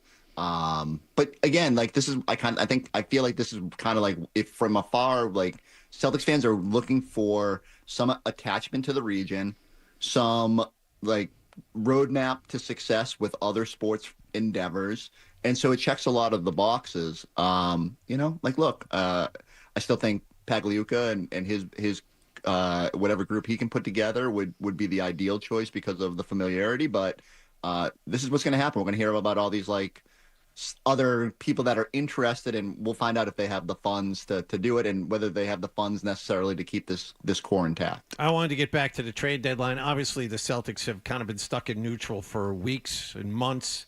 Is there anything they can do in the next week to change the roster over, or do all the big salaries they have prohibit that? To me, one, it's I totally get it. We do this every trade deadline. I'll be just as guilty of saying hey, Javonte Green, could that add a little athleticism to the wing and bring back a familiar face and all that? But ultimately it comes down to the Celtics will go as far as their top 9 can take them. I don't see them making a move at the deadline that changes essentially the trajectory of the season, the potential of the season. It's just the other guys have to be better. But you could certainly sell me that after, Joe was tossing some darts in that game. Now, are you going to be without 3 guys, 3 of your top 9 on most nights? I mean, they are the Celtics. They do tend to navigate this health stuff. Tillman was clearly rusty. Drew Peterson, no one could give him a spot. Ironically, it's Jaden Springer, the one guy that we thought might be moved because of his little bit elevated salary at $4 million, has been the best of that bunch. So Brad's just going to decide, is it worth spending assets just to sort of navigate the rest of the season when all it boils down to is the other guys have got to be better. And so I think if you could add a low-cost wing, and, you do have some assets, I think they have the Wizards' second-round pick next year, which because the Wizards are so bad should be like 32, which is still valuable. I wonder if they'll consider that. They do have their open roster spot. They could just sign a 2-way guy or a G League guy, whatever they wanted to do. But I don't suspect that like anything that happens for the Celtics will again shift the balance of what they can do. Yeah, you just wonder, and I'm sure Brad is wondering too, how much of what he's seeing right now is a result of them becoming a little bit disengaged, kind of the mid-season doldrums, and how much of it is, oh no, we could actually use a piece here or there, because this team can play better than they've been playing. They can execute better down the stretch late in games, but is them playing better going to be enough ultimately? Probably for the East it would be, but if you're looking at repeating as champions, I don't know that it will be. Yeah, look, they've got to be better. I mean, they showed they can hang with elite teams, whether that's the first half against OKC. It's just maddening that they've been so inconsistent with their focus and just overall level of play. And again, I hate the idea of blaming it on, well, they won, they're bored. Like, we spent 2 months leading up to the season talking about Joe's going to make sure they don't get bored. They're going to do all these things to make sure they game it up and figure out ways to stay engaged. And I get it. That's tough. And it does not alter what I think this team is capable of, but there does have to be some balance. I think normally if a team was in a rut like this, you would consider making a move more, like you'd be more inclined to make a move just to like shake things up a little bit. Sometimes teams just need a jolt. I just think it's different with this team because I don't know if like necessarily changing the 10th man on the team does anything for you. And that's, again, that doesn't say like if they feel like they can get another wing, another big wing that can give a little bit, spell the Jays, can be someone they can lean a little bit heavier on while navigating this regular season. I think you consider it, but like people have been asking me about bigs for what's going on 3 years now, and Luke Cornett's playing the best basketball he's ever played beyond the final 2 plays against Houston. And I don't see a huge need for this team. They just need to be better and more engaged. And like, if I'm Brad, I'm spending way more time on that than studying what's out there. Is there any scenario under which Brad Stevens trades one of his core pieces, like a Derek White or a Drew Holiday? Yeah, I wrote like sort of the idea that you have to at least think about that stuff because you got tough decisions coming. Like, it feels like it's going to wait till the summer. It feels risky to do it now. It feels like unless there's a move where you're like, man, this benefits us for the next 3 seasons, you don't run the risk when you're still in position to chase another title. I would say it's super low, super unlikely. But like, good GMs have to always just at least explore this stuff, at least consider it. Like to just shut it off would be malpractice of your job. And so while, even if there's only a 4% chance they would even consider it, like I think you just got to just see what's out there. If nothing more than to assess the value of your players before you get to the off season. But again, I don't know if even if you traded a core piece, and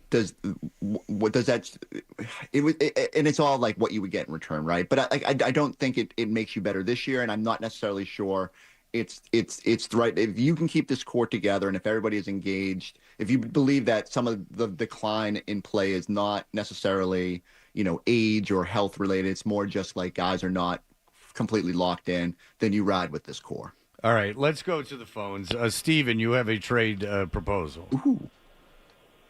I do. Go ahead. You're on. I get a 3-team trade, just the basics, not really going to get into the weeds of the whole thing, but it would be the Celtics, Miami Heat, and the Golden State Warriors. Celtics trading Jaylen Brown, receiving back Andrew Wiggins, Gary Payton II, Kevin Looney, and Kuminga from Golden State. Golden State receiving Jimmy Butler, Highsmith, and Love from the Heat. Helps all 3 teams, frees up salary for the Celtics down the road, and actually allows them to trade possibly Holiday this season and puts them in great position salary-wise in the next couple of years. What do you think, Chris? Caller, I love you.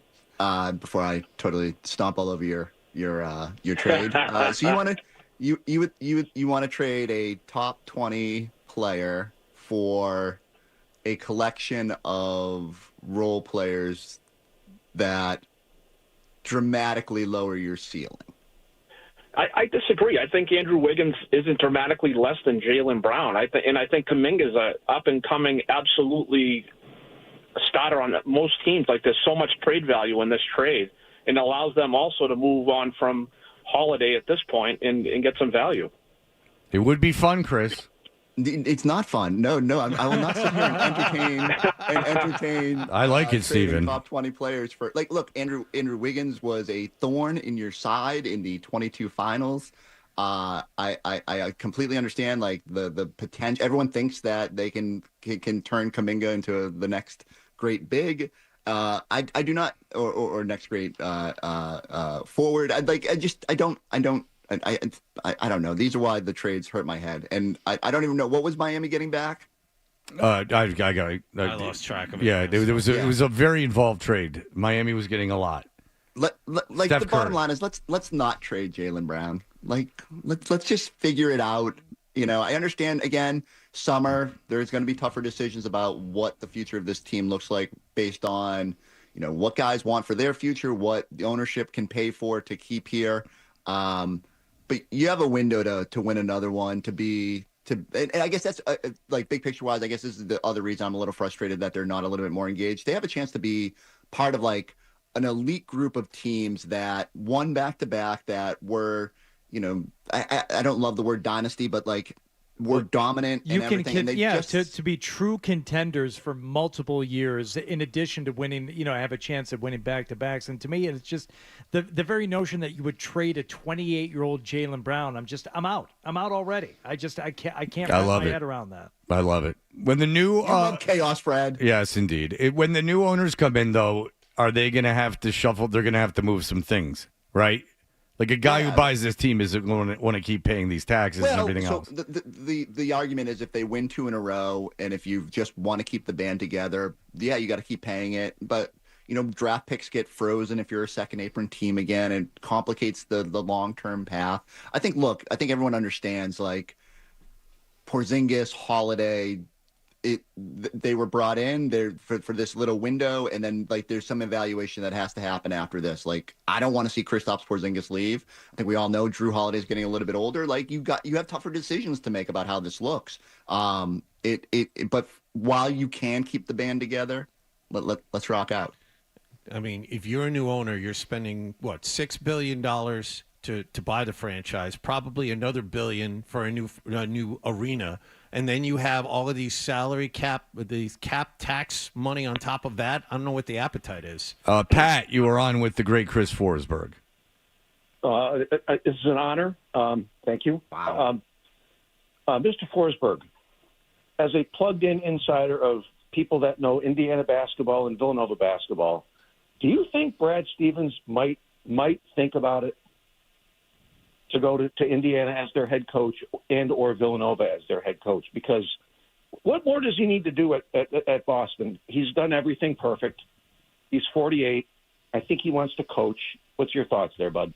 I've long quizzed Brad about his desire to eventually coach again. I've always thought I can envision him more as the guy who's coaching an Indiana high school team after all this ends.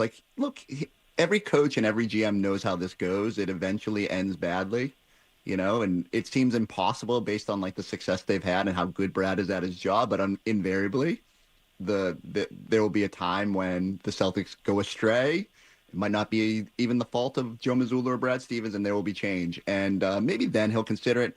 I get the sense that Brad really enjoys what he's doing now. There's a lot of benefits. He really enjoys team building. I don't know if he wants to go back and be in living rooms and recruiting every day.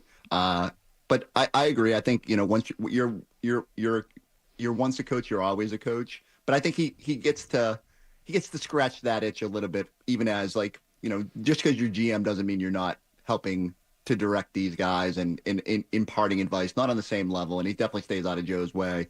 But I love that every time there's any vacancy in Indiana or Butler or whatever we do, he invariably gets asked about it. And I don't see it in the near term, but it's certainly something I could see him doing down the road. I think he would love the NIL money in the transfer portal. That's right. That's got to be a lot of fun to deal with. Yeah. All right, Chris Forsberg, NBC Sports Boston. Thank you so much for the time, sir. Thank you, Fred. Keep the jokes coming with Şengün and.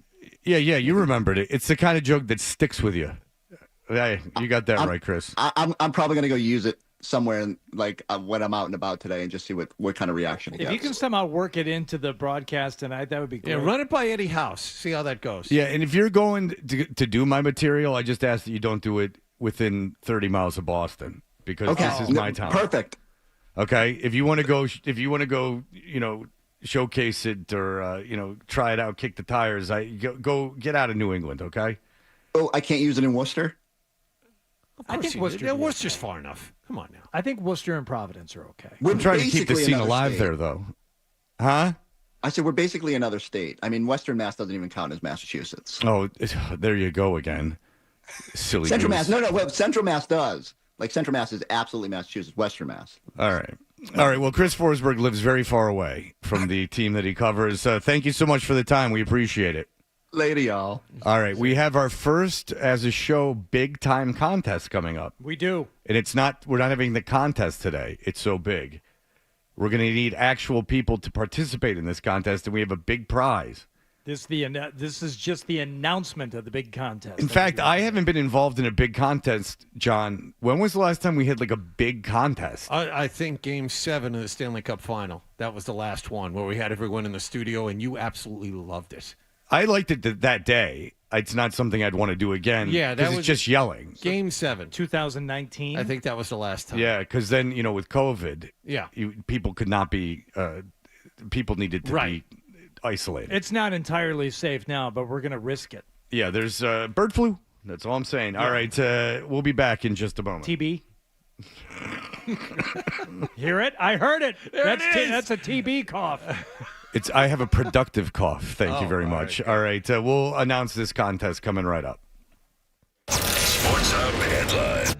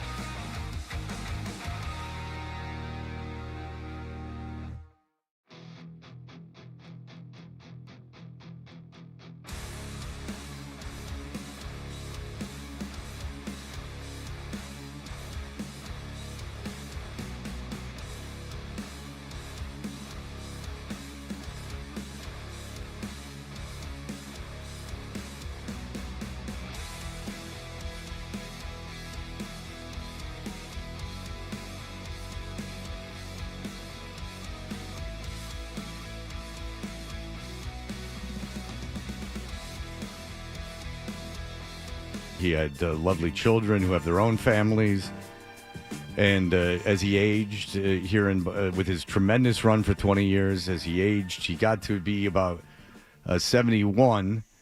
And then he decided, I'm going to start going around banging chicks. And what he did was, he was on an airplane, and he was sitting next to, I don't know how old she was at the time. She's 24 now. He's 73. Or 72, turning 73. And so she's 24, going on 25. Their age difference would be if I dated someone who was born this year. That's the age difference that's going on between him and her and me. Like, my girlfriend would be a baby right now. Like, and then in 24, 3 years from now, like, I'd date her. Sure. That would be the age difference, as I'm 50. So they're on this airplane, and there's this attractive young lady next to him, and he's probably like, whatever, oh, boy, I don't want to talk on this flight. I don't know. And then she starts talking, and this isn't just some floozy off the street. This is a lady that understands the human mind, who understands stoicism, who understands ancient wisdom. Jesus Christ. They bonded over a love of philosophy, you see. So Bill, innocently, as he still had a girlfriend at the time, he signs her textbook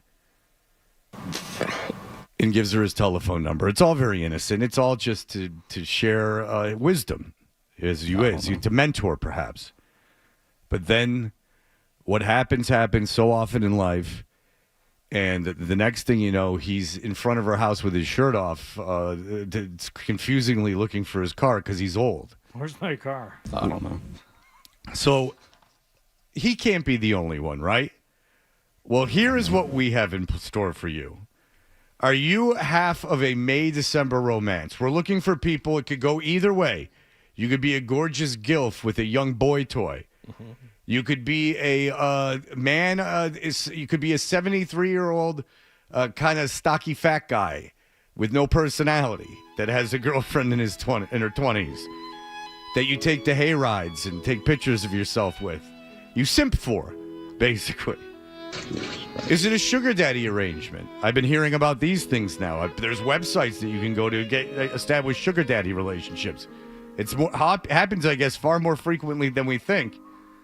Well, look, in honor of Bill Belichick, we are looking for the great couples that are May-December romances. The couples where the age difference, it doesn't matter which way it goes, two adults of vastly different ages dating. So, at 985thesportshub.com, we have an entry form on the contest page. 5 lucky couples will join the show in studio on Friday, February 7th, which is a week from this Friday. We'll subject you to a round of questions. We'll do a whole thing. And then we have a grand prize of the Wrapped Up in Love collection from Steven Singer Jewelers that includes a necklace, bracelet, and 2 gold-dipped roses just in time for Valentine's Day. But he's been a very good boy. Everybody who we bring into studio will be presented with one of Steven Singer's famous gold-dipped roses designed to last a lifetime. So not only do you get to be in studio with us, you will receive a gold-dipped rose as you enter. It will be very, very classy, whether you are the gilf or the sugar daddy. Either way, do you see how sex doesn't, like, the sexes of the people don't play a role? Opportunity. Now, Yes. you may not think you're in one of these relationships, but there's a couple of ways to tell and see if you might be qualified for this. Ask yourself, have you ever been talking with your partner about dinner and they wanted to have soup and you did not? That's a sign that maybe you're in one of these May-December relationships. If you need her to help you work the phone so you can take pictures of yourself on Halloween. If you present this idea to them, you think it's too early to go to the radio station, and they say, oh, no, I'll be up. Let's do that. Yeah. I've already been with my walking club. If you're handing them a cane, these are all things that you know. Correct. All right, so if you're just waiting for the will to kick in. But these are what we're looking for. Is May-December romances... Is the will something that gets discussed in your relationship. Absolutely. Who does the fortune go to? Do you resent the children because they will be getting a big piece of that pie unless you can do something about it? That's what we are looking for. Do you have a man who takes care of you? It's a good way to come in studio and shove it in everyone's face. How successful and wonderful you are, man or woman, and and how wise and beautiful or handsome that you are, and you're not sticking with society's norms. So again, you go to 985thesportshub.com, go to the contest page, prizes for everyone, and Valentine's Day is basically taken care of for all of you, but someone, I mean, you could even propose with the stuff. Yeah. What if you win this and you decide to get on a knee and propose? That would be awesome. A magical thing that would be great. Proposal on this show. Oh, that'd be fantastic. I mean, really piss off the kids. Yeah. Really make them mad. So that's what we're looking for. We're looking for May, December romances. Doesn't matter. You got to be both adults, obviously. Nothing weird and not. We're going to climb through these things, like not grooming situations or anything like that. Like you met when you were both adults. Maybe on an airplane. Maybe your attraction was limericks. Or maybe she had huge cans. You couldn't get enough. Or maybe like a suave, older, gray-haired gentleman came on the plane in a nice Armani suit and sat next to you. He smelled of the finest cologne and cigars. And it brought to you, I need that class and elegance in my life. You've been a very good boy. Yeah. That's what we're looking for. And if you're all weird old and look your age, that's even better, like Bill Belichick. Pete Carroll's, we'll be a little more accepting. Belichick is every year. He wears every year of his 72, 73 years on himself. No. And he's not a funny, fun guy either. No. He seems, and now the more people, he's been away, the people that we talk to about him behind the scenes, no one likes him. All right, so go to the contest page at 985thesportshub.com. Brag about your relationship. Show everyone how wonderful you are. Shove it in my face.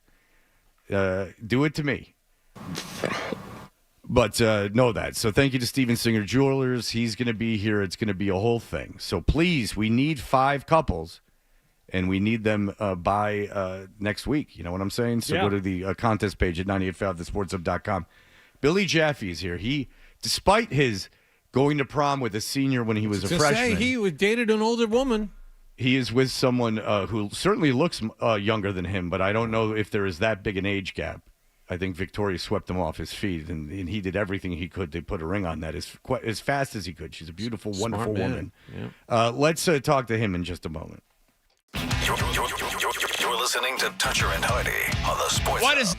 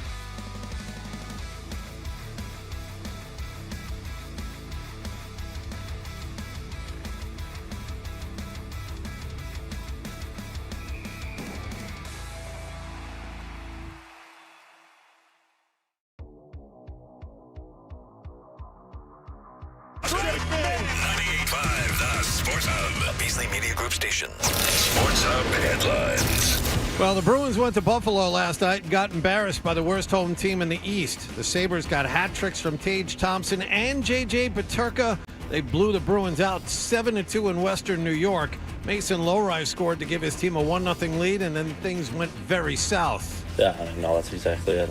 Great example is, we give ourselves a chance there in the third, make it 4-2. We got time left on the clock, and the very next shift we go out there and give up a goal. It's just nothing. You're not going to win like that. The Bruins are back home to play Winnipeg tomorrow night. The Celtics, meanwhile, will be home this evening to play Chicago. Brandy and Max have the pregame at 7 and the tip-off at 7:30 here on 98.5 The Sports Hub. Jason Tatum, Al Horford, and Sam Hauser are questionable, but Derek White should be back tonight. J.D. Davison yesterday added to the NBA's Rising Stars Challenge as one of 7 G League players. In other NBA news, the trade deadline is a week from tomorrow. There are a couple of big names that could be moved. ESPN reported yesterday Sacramento is expected to open up talks on All-Star De'Aaron Fox. And after suspending him for a third time, Miami's apparently dropped its asking price for Jimmy Butler. Patriots quarterback Drake May and Pittsburgh's Russell Wilson were named as replacements for Josh Allen and Lamar Jackson for this weekend's Pro Bowl games.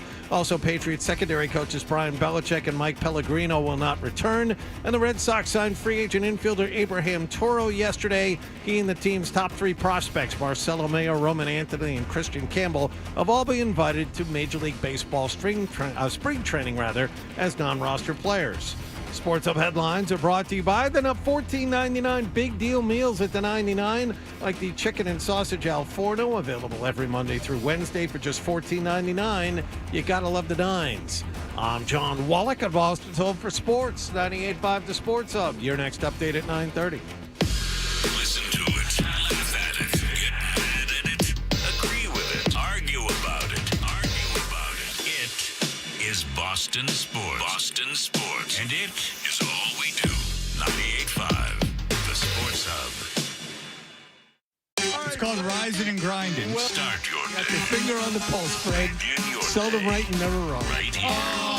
Is that Dutcher or is that Hardy? I know, looks like a poodle. It's an effing poodle, dumbass. The Sports Hub. There's Lowry moving down the left circle, takes a shot, scores! Mason Lowry able to walk right down the left circle, beats Luukkonen on the glove side. It's 1-0 Bruins.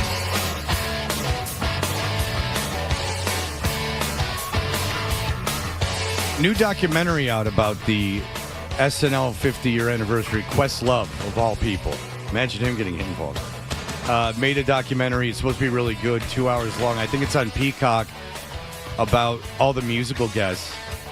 And Lorne Michaels says people, say that we ban people from being on the show, like banned musicians, and that's just not true. No. Like if we could have taken advantage of something that you were famous for, believe me, we would have put you on the show. Sure. Because you're playing The Replacements is the only reason I bring it up. And The Replacements somehow notoriously were on Saturday Night Live, and it's considered like this really wild, weird performance. And it's not. Yeah, and all Westerberg does is shout the F word or something off mic. Yeah. It's now you could just do it. Now they wouldn't even dump it. Right. So it's not like when Fear played and it was anarchy. I mean, that was a disaster, yeah. But in the best possible way. Do you have Peacock? Yeah, because we Can I have your watched. password? We watch. Yeah. Because we watched Love Island, my daughter and I. And that will not be watched again. No. It's a bit of a. You're just watching people in real time sitting around. It's not exciting. No. Neither was yesterday's game, as the Sabres took home their 19th win of the season. As they beat the Bruins handily 7-2. Billy Jaffy is forced to cover this train wreck. He's a Bruins analyst for Nesson and host of Morning Brew. He joins us in studio this morning. Billy Jaffy. Morning. All right, so I was listening to the broadcast on the radio yesterday for a little while before it started, and Bob Beers was saying, look, Carlo's sick. They're down Lindholm and McAvoy. Yep. He said Buffalo, their struggles aren't on offense. They're a decent offensive team. And he named names, and I never heard of the guys. And so that ended up happening. Was this game just they were down their 3 best defensemen, and there you go? Partly, but that you still have to adjust. We said very similar things. I mean, Bob is so good and accurate on what he said there. And Last night in pregame, we talked about having to take away the will of the Buffalo Sabres. Sabres just coming back from a 4-game roadie out Northwest, 1-3 in those 4 games. They find themselves in the bottom of the Eastern Conference, 13th year, going on 14 of not making the playoffs. And you can't give a couple of these guys that will to say, oh, you know what, this is going to be a fun game. This is going to be all right. And the Bruins allowed just that. Now, partly because they didn't have those 3 aforementioned defensemen. However, that's where you've got to figure it out. And that's where, my saying is the antenna's got to go up, and you've got to kind of circle the wagons more. I'll give you as many cliches as I can to play a simple game. And they didn't. And their gaps and were poor. They're backing up. Very poor. Their structure. I heard you guys again driving. I got up early to skate, to try and flush last night out on a couple hours sleep, and I heard you guys, talking about in the 6:30 hour it was about. I mean, it was too easy. That's what it comes down to. It was just too easy. They were giving them so much space, so much space, and it was the tic-tac-toe plays, and you're missing your better players, your better defensemen. It's going to crush. Really, is going to Fred. Just about any team out there. But because of where you've put yourself, because of your start and where you're at now, you can't afford to have this kind of game against Buffalo. At the very least, get a point. Figure out a way to. Right. It's 4-2. Score some goals. Get a point. Don't give up a goal twice within 30 seconds. That's what I want to ask you about, because Lowry, first of all, why can't he do that more often? I mean, as because he can do it more than other guys. That's on the team. That's good. But Hardy, I know what you want, but that's hard. Scoring goals in this league is hard. I understand that, but the way you broke it down last night, it's he gives that great fake. He also got a young player to bite on it. A real, who came directly at him. He tried to take a little of the inside lane, but he was so aggressive in his pursuit. He looks so natural doing it. It's like he kept the puck in front of him. Yeah. He makes that fake, and then he takes the shot. It's like, wow, you made it look like you could do that all the time, Mason. I don't know why you don't do it more often. Well, the thing about him is that he will try to do it more often than not. You just have to pick your spots, and you've got to be careful, because he can also giveth and taketh at the same time. You know what I mean? Or in the same shift. He can make a good play, but also give up the puck as well. So this leads to, as you just mentioned, them giving up a goal within a minute of both goals that they scored last night. Oh, man. How does this happen? Mental. Why does it happen to them so consistently?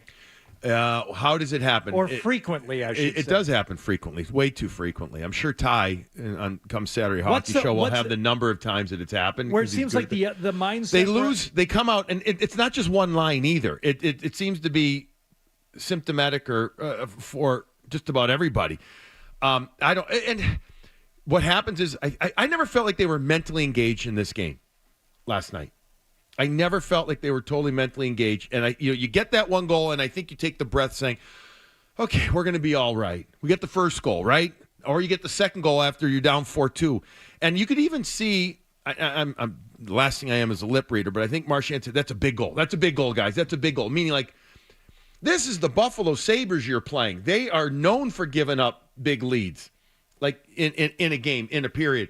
And the Bruins could not build on it. It was like, one guy was there, and then the other guys were like, okay, well, we'll get it on the next shift. And the next thing you know, you don't get a puck deep. It goes back the other way. The fifth goal was the killer. The fifth goal was the puck was. It wasn't just the two D men that allowed Peterka to get through. It was also not getting the puck into the offensive zone. Okay.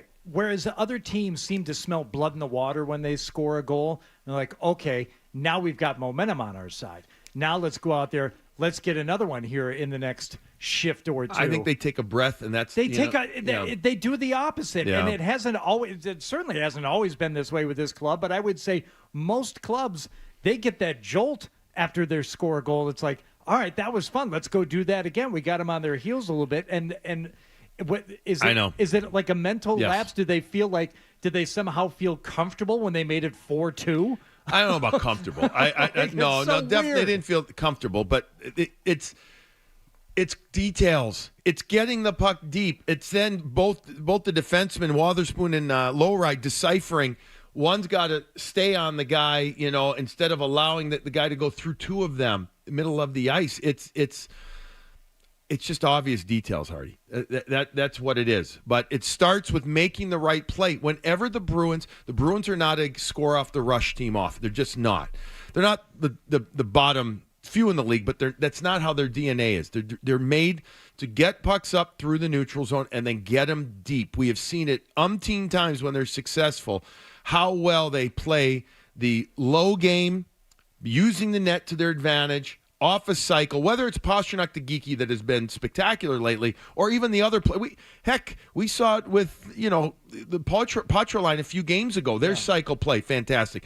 But if you don't get it deep and then they're gapped out, forget it. They're not good at recovering. They have not been good through the neutral zone recovering. All right, let's go big picture here. Say the Bruins limp into the playoffs. Mm-hmm. I'm not going to ask you about the trade deadline. Say they limp into the playoffs, they get in, and here we are. What's the ceiling for this team in the playoffs? I mean, it feels like one round. It feels Right. like, could you win a round? Sure. Right. Anybody, yeah. This isn't a team that you get into the playoffs and now they're made for the playoffs and here we go. It as constructed probably right now. Health, especially with the defensemen. If everybody's healthy, I can sit here and say, oh, you never know, but it feels like it would be tough after winning around. Just scoring goals Right, is a problem that's for the this thing. team. Up front, you could bring McAvoy back, Carlo back, Lindholm back. That's only half the problem. They've been struggling all year. I'm looking at their second power play last night, and you have to laugh a little bit. Osterley shouldn't be on a second power play unit. Well, with but that's Patra again, and Coyle that's who's in and out of the lineup. I know, but it it brings the problem into harsh light. Well, I think looking at these we guys know, that are out there. We know that we knew. We talked about it. You guys talked. Everybody talked about that they're one of their. We thought real issues was going to be secondary scoring, helping out the Pastrnaks and Marchand, and then you thought it could be.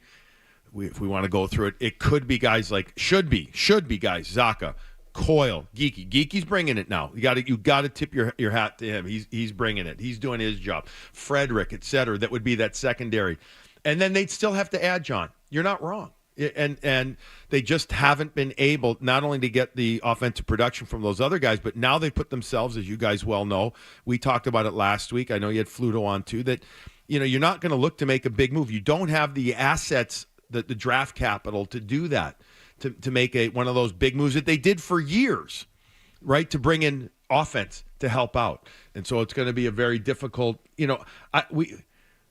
If they get into the playoffs, it's going to have to be based on goaltending and structure, or structure and then goaltending if they're going to win. Now, they've shown it at times, but they've also shown that they don't have it at times. We've seen this is the 13th time this year that they've lost by 3 or more. So this was going to lead to my next question. I'm glad you brought up the goaltending. The game was over at 5-2, okay?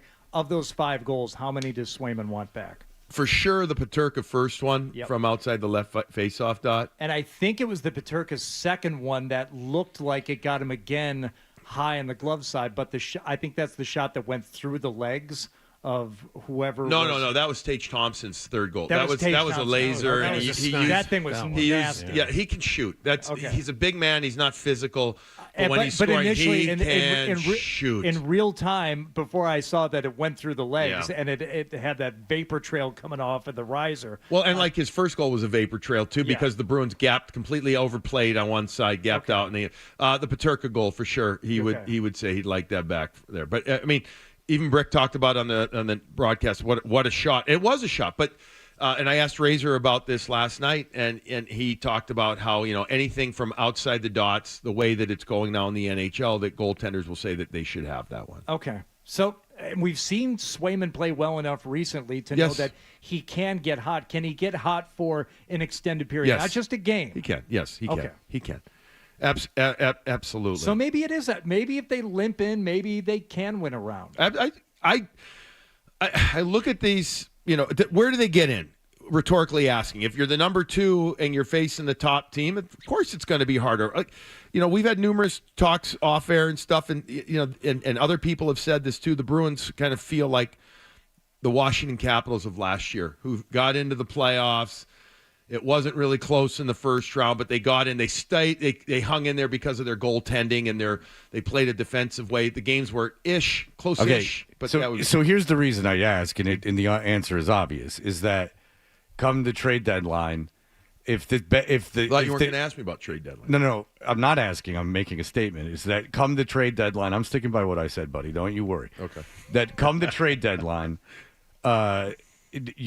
if your ceiling is maybe lucking into winning a round of the playoffs, you sell.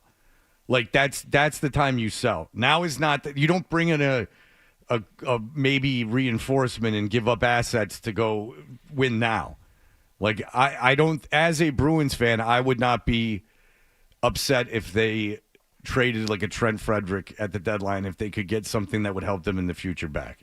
I know that they would absolutely. We know that they're considering that trades. They know, that they are, and so what do they have? Last night was game 52, right? So you got 29 games left.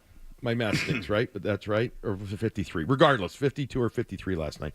So let's call it 29, 30 games. Which They sounds play 82, right? Yeah.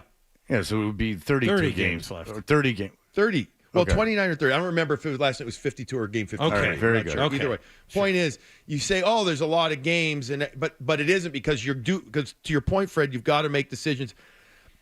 There are going to be teams that are going to make deals before the Four Nations shut down or pause. I don't know where the Bruins are with regard to that, but you know that they're thinking March 7th.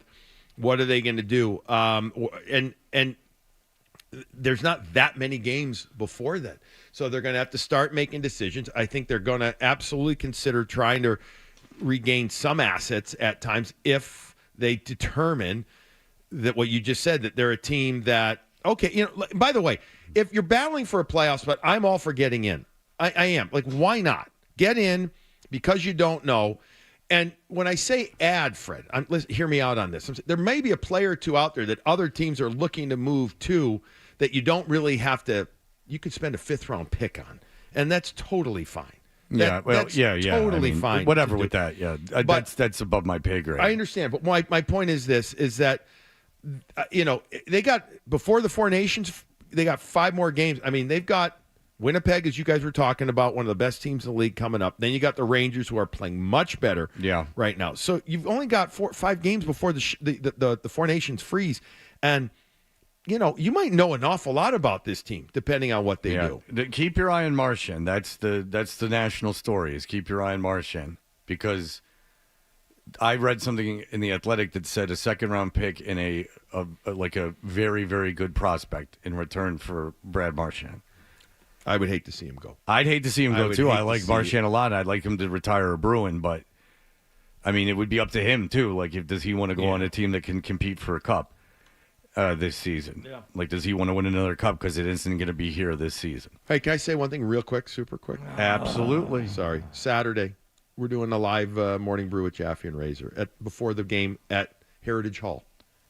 So if people want to come by 2:00, if you're going to the game, you have a ticket to the game, and you want to come by and say hi, what if I don't have a ticket? Then don't come by. I can't come to the morning brew thing if I don't have a ticket. No, I think Heritage Hall on game days is for people that have tickets to the game, and there's a fee to get in there, but there's an unbelievable display there. But you can check out, but you need to have tickets. Prosthetics, unbelievable display, fake teeth. Yeah. Dentures. All right. No, it's great. They did a great job on it. So 2:00. All right, fantastic. Billy Jaffy, thank you so much for the time. We appreciate it. Thank you for always. Having me. We will be back in just a moment.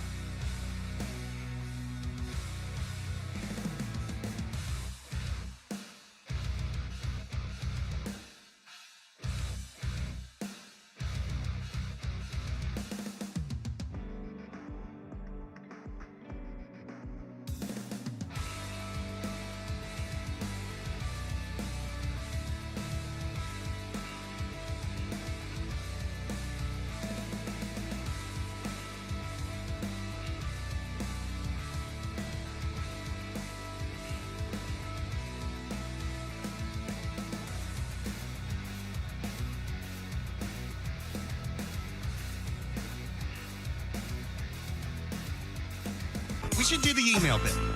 It's a great idea. Let's do the email bit.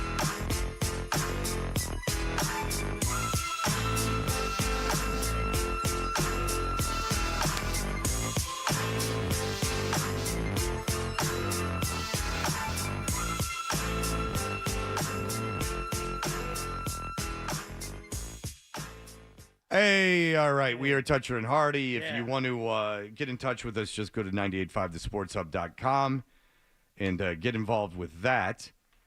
I got this from Scott Hartman. He says, hey, Fred, longtime listener, I'm blind. Can I ask you a favor for Ben Mahler? He didn't put me up to this. I'm doing it on my own. Ben Mahler is the overnight guy, national, that's on this station before we come on the air. Can you have Ben and Tom Looney on your Thursday or Friday? On Thursday or Friday, promote their TV show on CNBC Boston? I think it's NBC Boston. I would imagine it's NBC Sports NBC, Boston. but it's been called Benny versus the Penny. That's right. And both of you have been really good to me as a blind listener, and Ben has been amazing. I've known him for 20 years. Could you do this for him? I think he's a really kind gesture, and I think he deserves to be promoted on your show.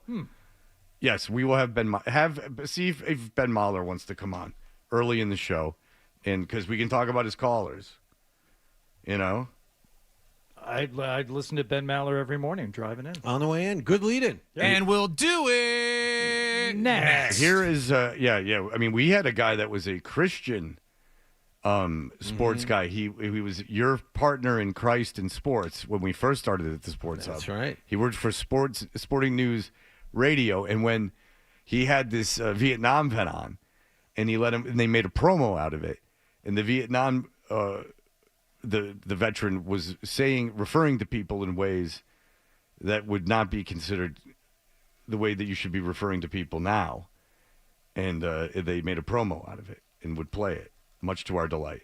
This is from Alexander. Fred's terrible joke. If you recall, when Chris Forsberg was on, I told like, what is it when you use a name in a different way? Whatever it was exciting. Nicholas has made a video of this and posted it on Instagram. All right. Do you want to hear the? Stop gesturing around, Nick. Yeah. All right. So do you want to hear the replay of the joke? Yeah. Go ahead. Okay, here it is. Well, I'm going to take you back to just a couple hours ago. Okay. Who's the guy that they left open on the last play? Say his name. Which team? For Houston. Were we talking about Şengün? Yeah. The only time I won him is on my plate at the Kowloon.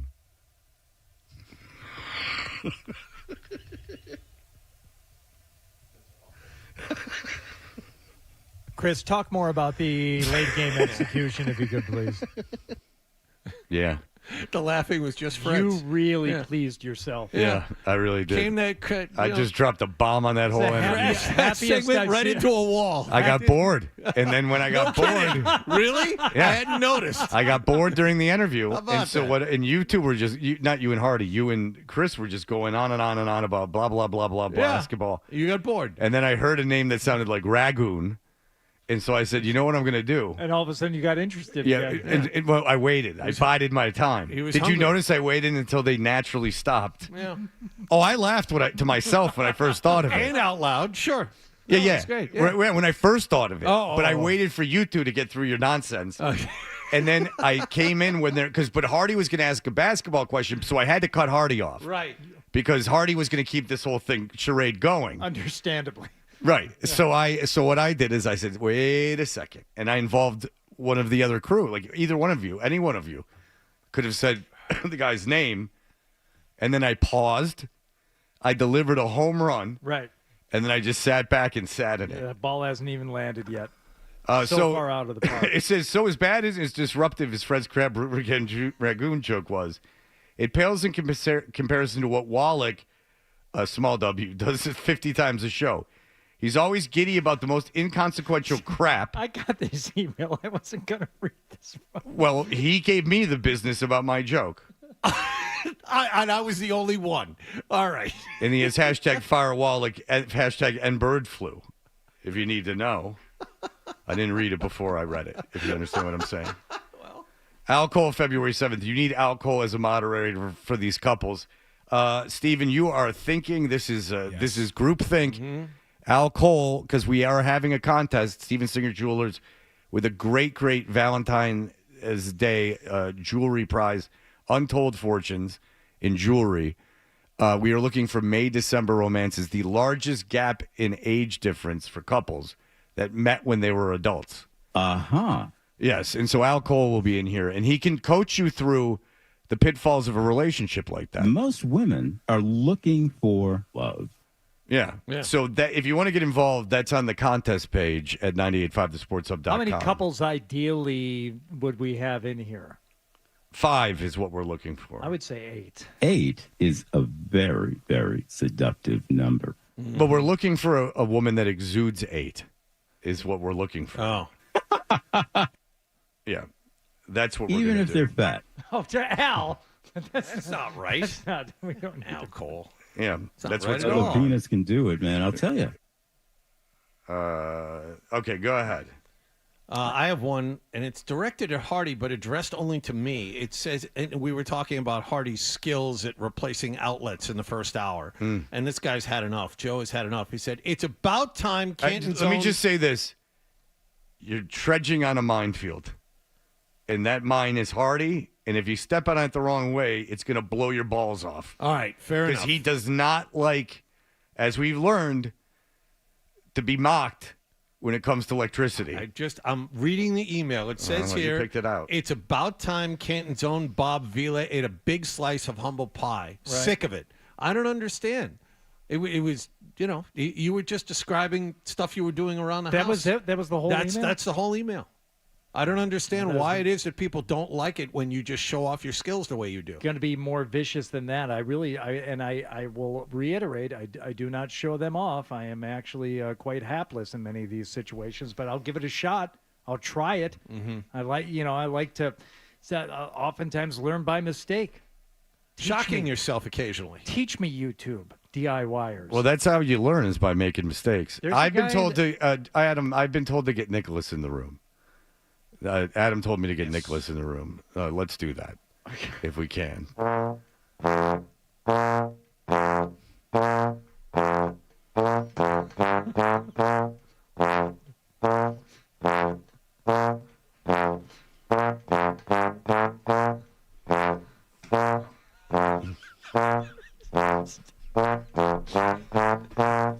Still walking. What's happening? He came in here and then left. Is he leaving? No, Why he is he left. leaving? Keep playing it then. He's still walking. We'll stop it when he sits down.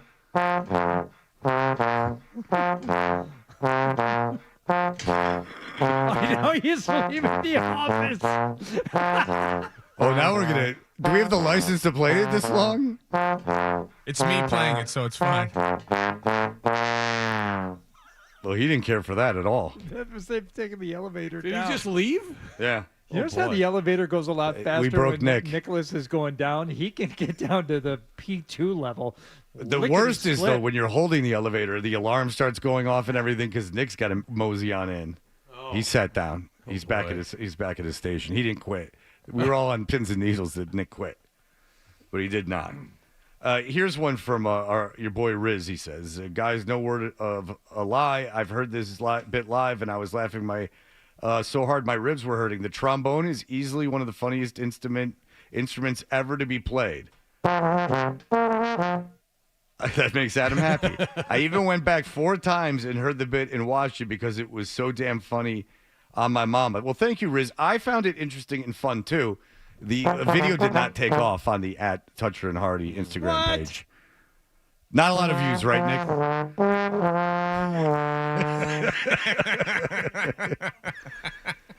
Nick, not a lot of views on the Instagram for that, right?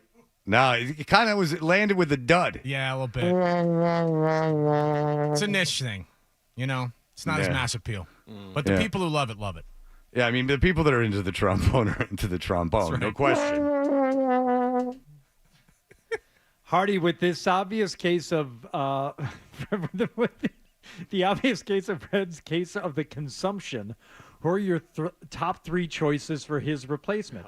As patient 0 of this tuberculosis outbreak, Fred's is due to infect all of you. My first choice is Road Steamer, but that's me.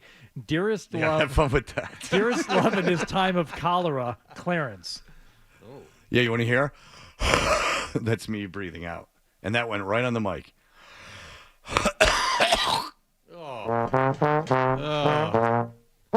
It's perfectly timed. Stuck the I landing. didn't make That it was on the good. camera, but yeah. Thank you. I did it right on time. Yeah, if I breathe like Oh, Jesus. Yeah, that Christ. happened. Okay. I mean, yeah, the covering of the mouth might be good. Jesus. Well, you're not. Holy you're crap. not in the. I'm far enough 5 away. feet away There's from no you. way I could get I'm you far sick enough now. away. And I'm being serious. I would never do that to you. I would never deliberately get you sick. Wow. Under no circumstances would that be something that I was interested in doing. For selfish reasons as well. I don't need you. I don't need you out of here. I appreciate I have a question from Thomas, and if you think about it, Fred, you'll know the answer. She named her car after Star Wars and hated you guys. I can't remember her name. Who is it? Oh, I know the answer. you were at her wedding. I know the answer. Oh, isn't it funny? Amy. Yes. Lawrence. Amy Lawrence. Correct. Yeah, she was horrible. No, that's a positive thing. They got that one. Yeah. So she was horrible on the air, and we would make fun of her. She would just describe her life, and it was so sad. And it turned out John was friends with her and had been to her wedding. Was, and she was at one of mine. Yes. Yeah, and so we were at the Super Bowl. We were at the. I forgot your first wife left you. Well, listen. It happens. Did she leave you, or was it mutual? It was more her than me. Yes. Okay. Because I'd call mine and it'd split right down the middle. No, thank you, 12. When it actually Sad happened. time. There had been some things before where I thought it was going to happen, but when it happened, it was time for it to happen. Sure. Yeah, that's right, exactly. Oh, look at you sneaking in a little kind of blue. All right, so anyway, John knows Amy Lawrence, and so Amy Lawrence is broadcasting from the Super Bowl for whatever reason. She probably paid her own way on the Greyhound. And so she's sitting there like everyone else Or broadcasting. drove Princess Leia there. We don't know. Absolutely. And Good memory. And John goes up to her and is like, "Hey, Amy," and she's like, "Hey, good to see you." She's like, "Hey, the guys would like to have you on the show. Would you like to come on the show?" And she goes, "No." No, that's two separate incidents. First incident was she was broadcasting live after we were done at 10 a.m. She was broadcasting live, I don't know, maybe 30 feet from us in Houston. And the guys know that I have the interest, and not the interest, but the guys know that I know her. And the guys, after talking poorly about her for the better part of 3 months, just kind of slink by and leave me there all alone to deal with that. And then there was another situation where she was broadcasting live from the radio station. Oh, yeah. So it was even next worse. Door. Oh, that's so right. next door, and she would be overnight, and we'd be in the next room. So It was very important for her to get on those Our overnights. then boss was like, "Why don't you go in there and talk to her and get her to come on the air so we can clear all of this up?"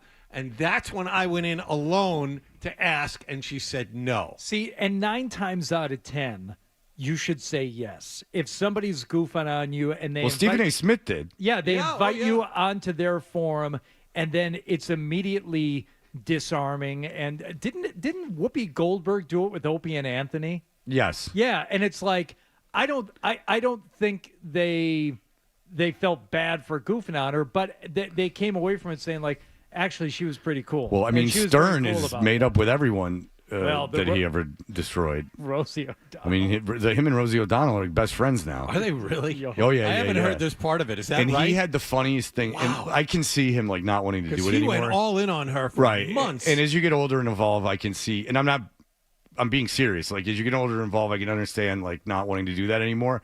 But when they had that head of Rosie O'Donnell filled with not lifesaver, jelly beans, and then you had to guess how many jelly beans were in Rosie O'Donnell's big head.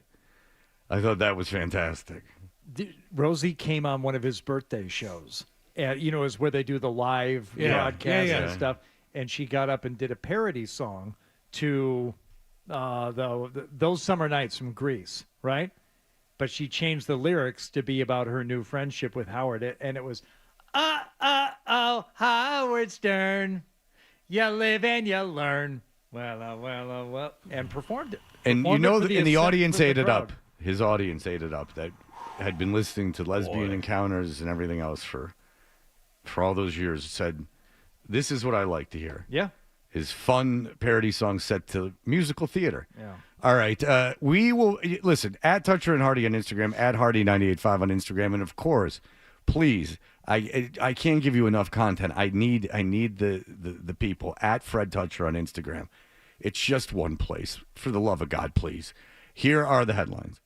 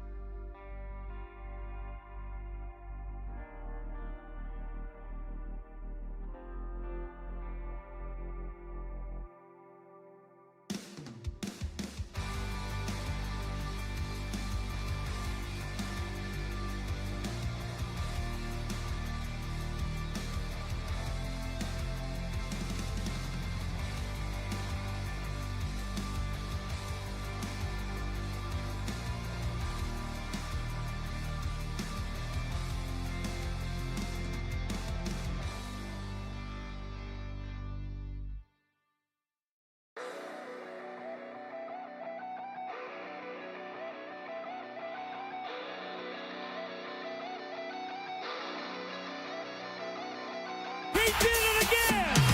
98.5, the Sports Hub.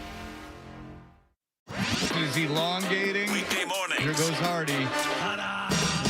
Toucher and Hardy. I no longer love things. Let's go. Let's ride. 98.5. Like, let's roll the dice. The Sports Hub. We know what you're thinking. What could I possibly have missed from the show? It's time for The Stack on Toucher and Hardy. All right. Butterbird at Watertown's Arsenal Yards dropped off breakfast at 112 Bond Square in Watertown.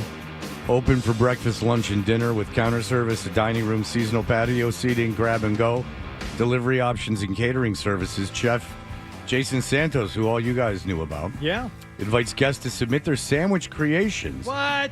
At butterbirdboston.com. The winning sandwich will be featured on the menu as the monthly special.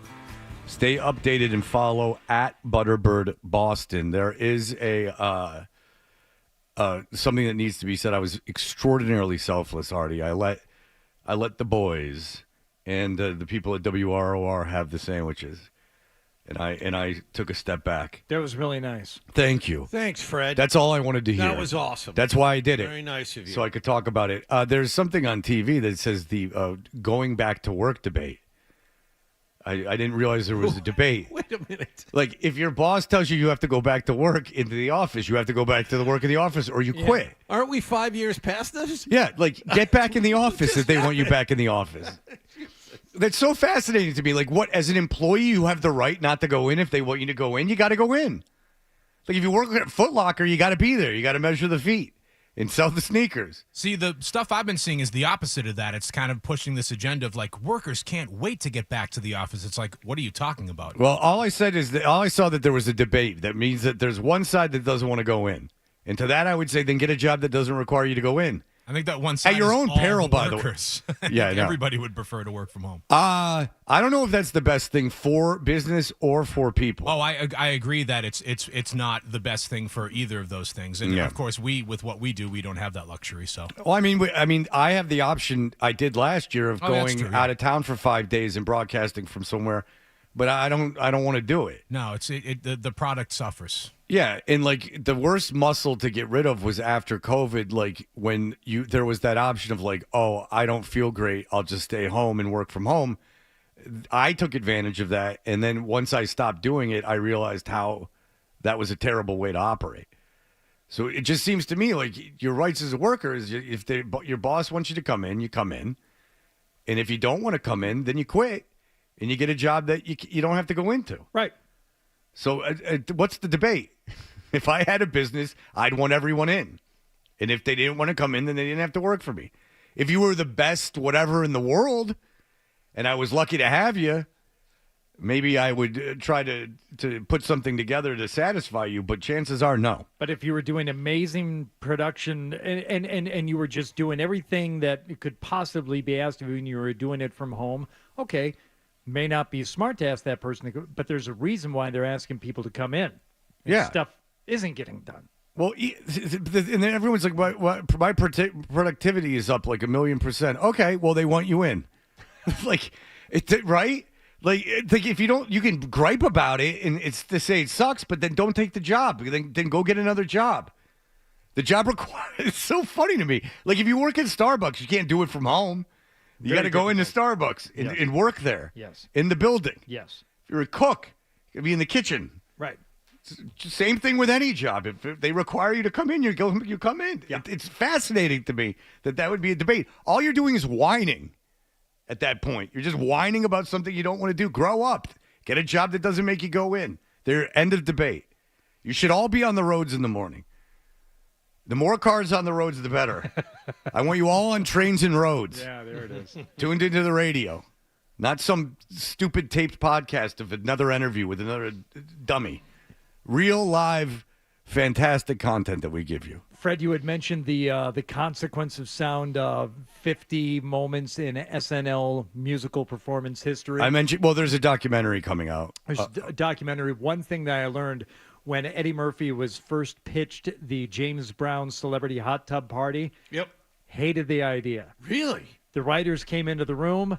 Murphy reportedly said, "Get the F out of here. Y'all be smoking that bleep." Yeah, and the writers were probably high, admittedly, when they came up with the idea. Yeah, that was early 80s, so that was probably still prime cocaine years. I would think even worse than the 70s.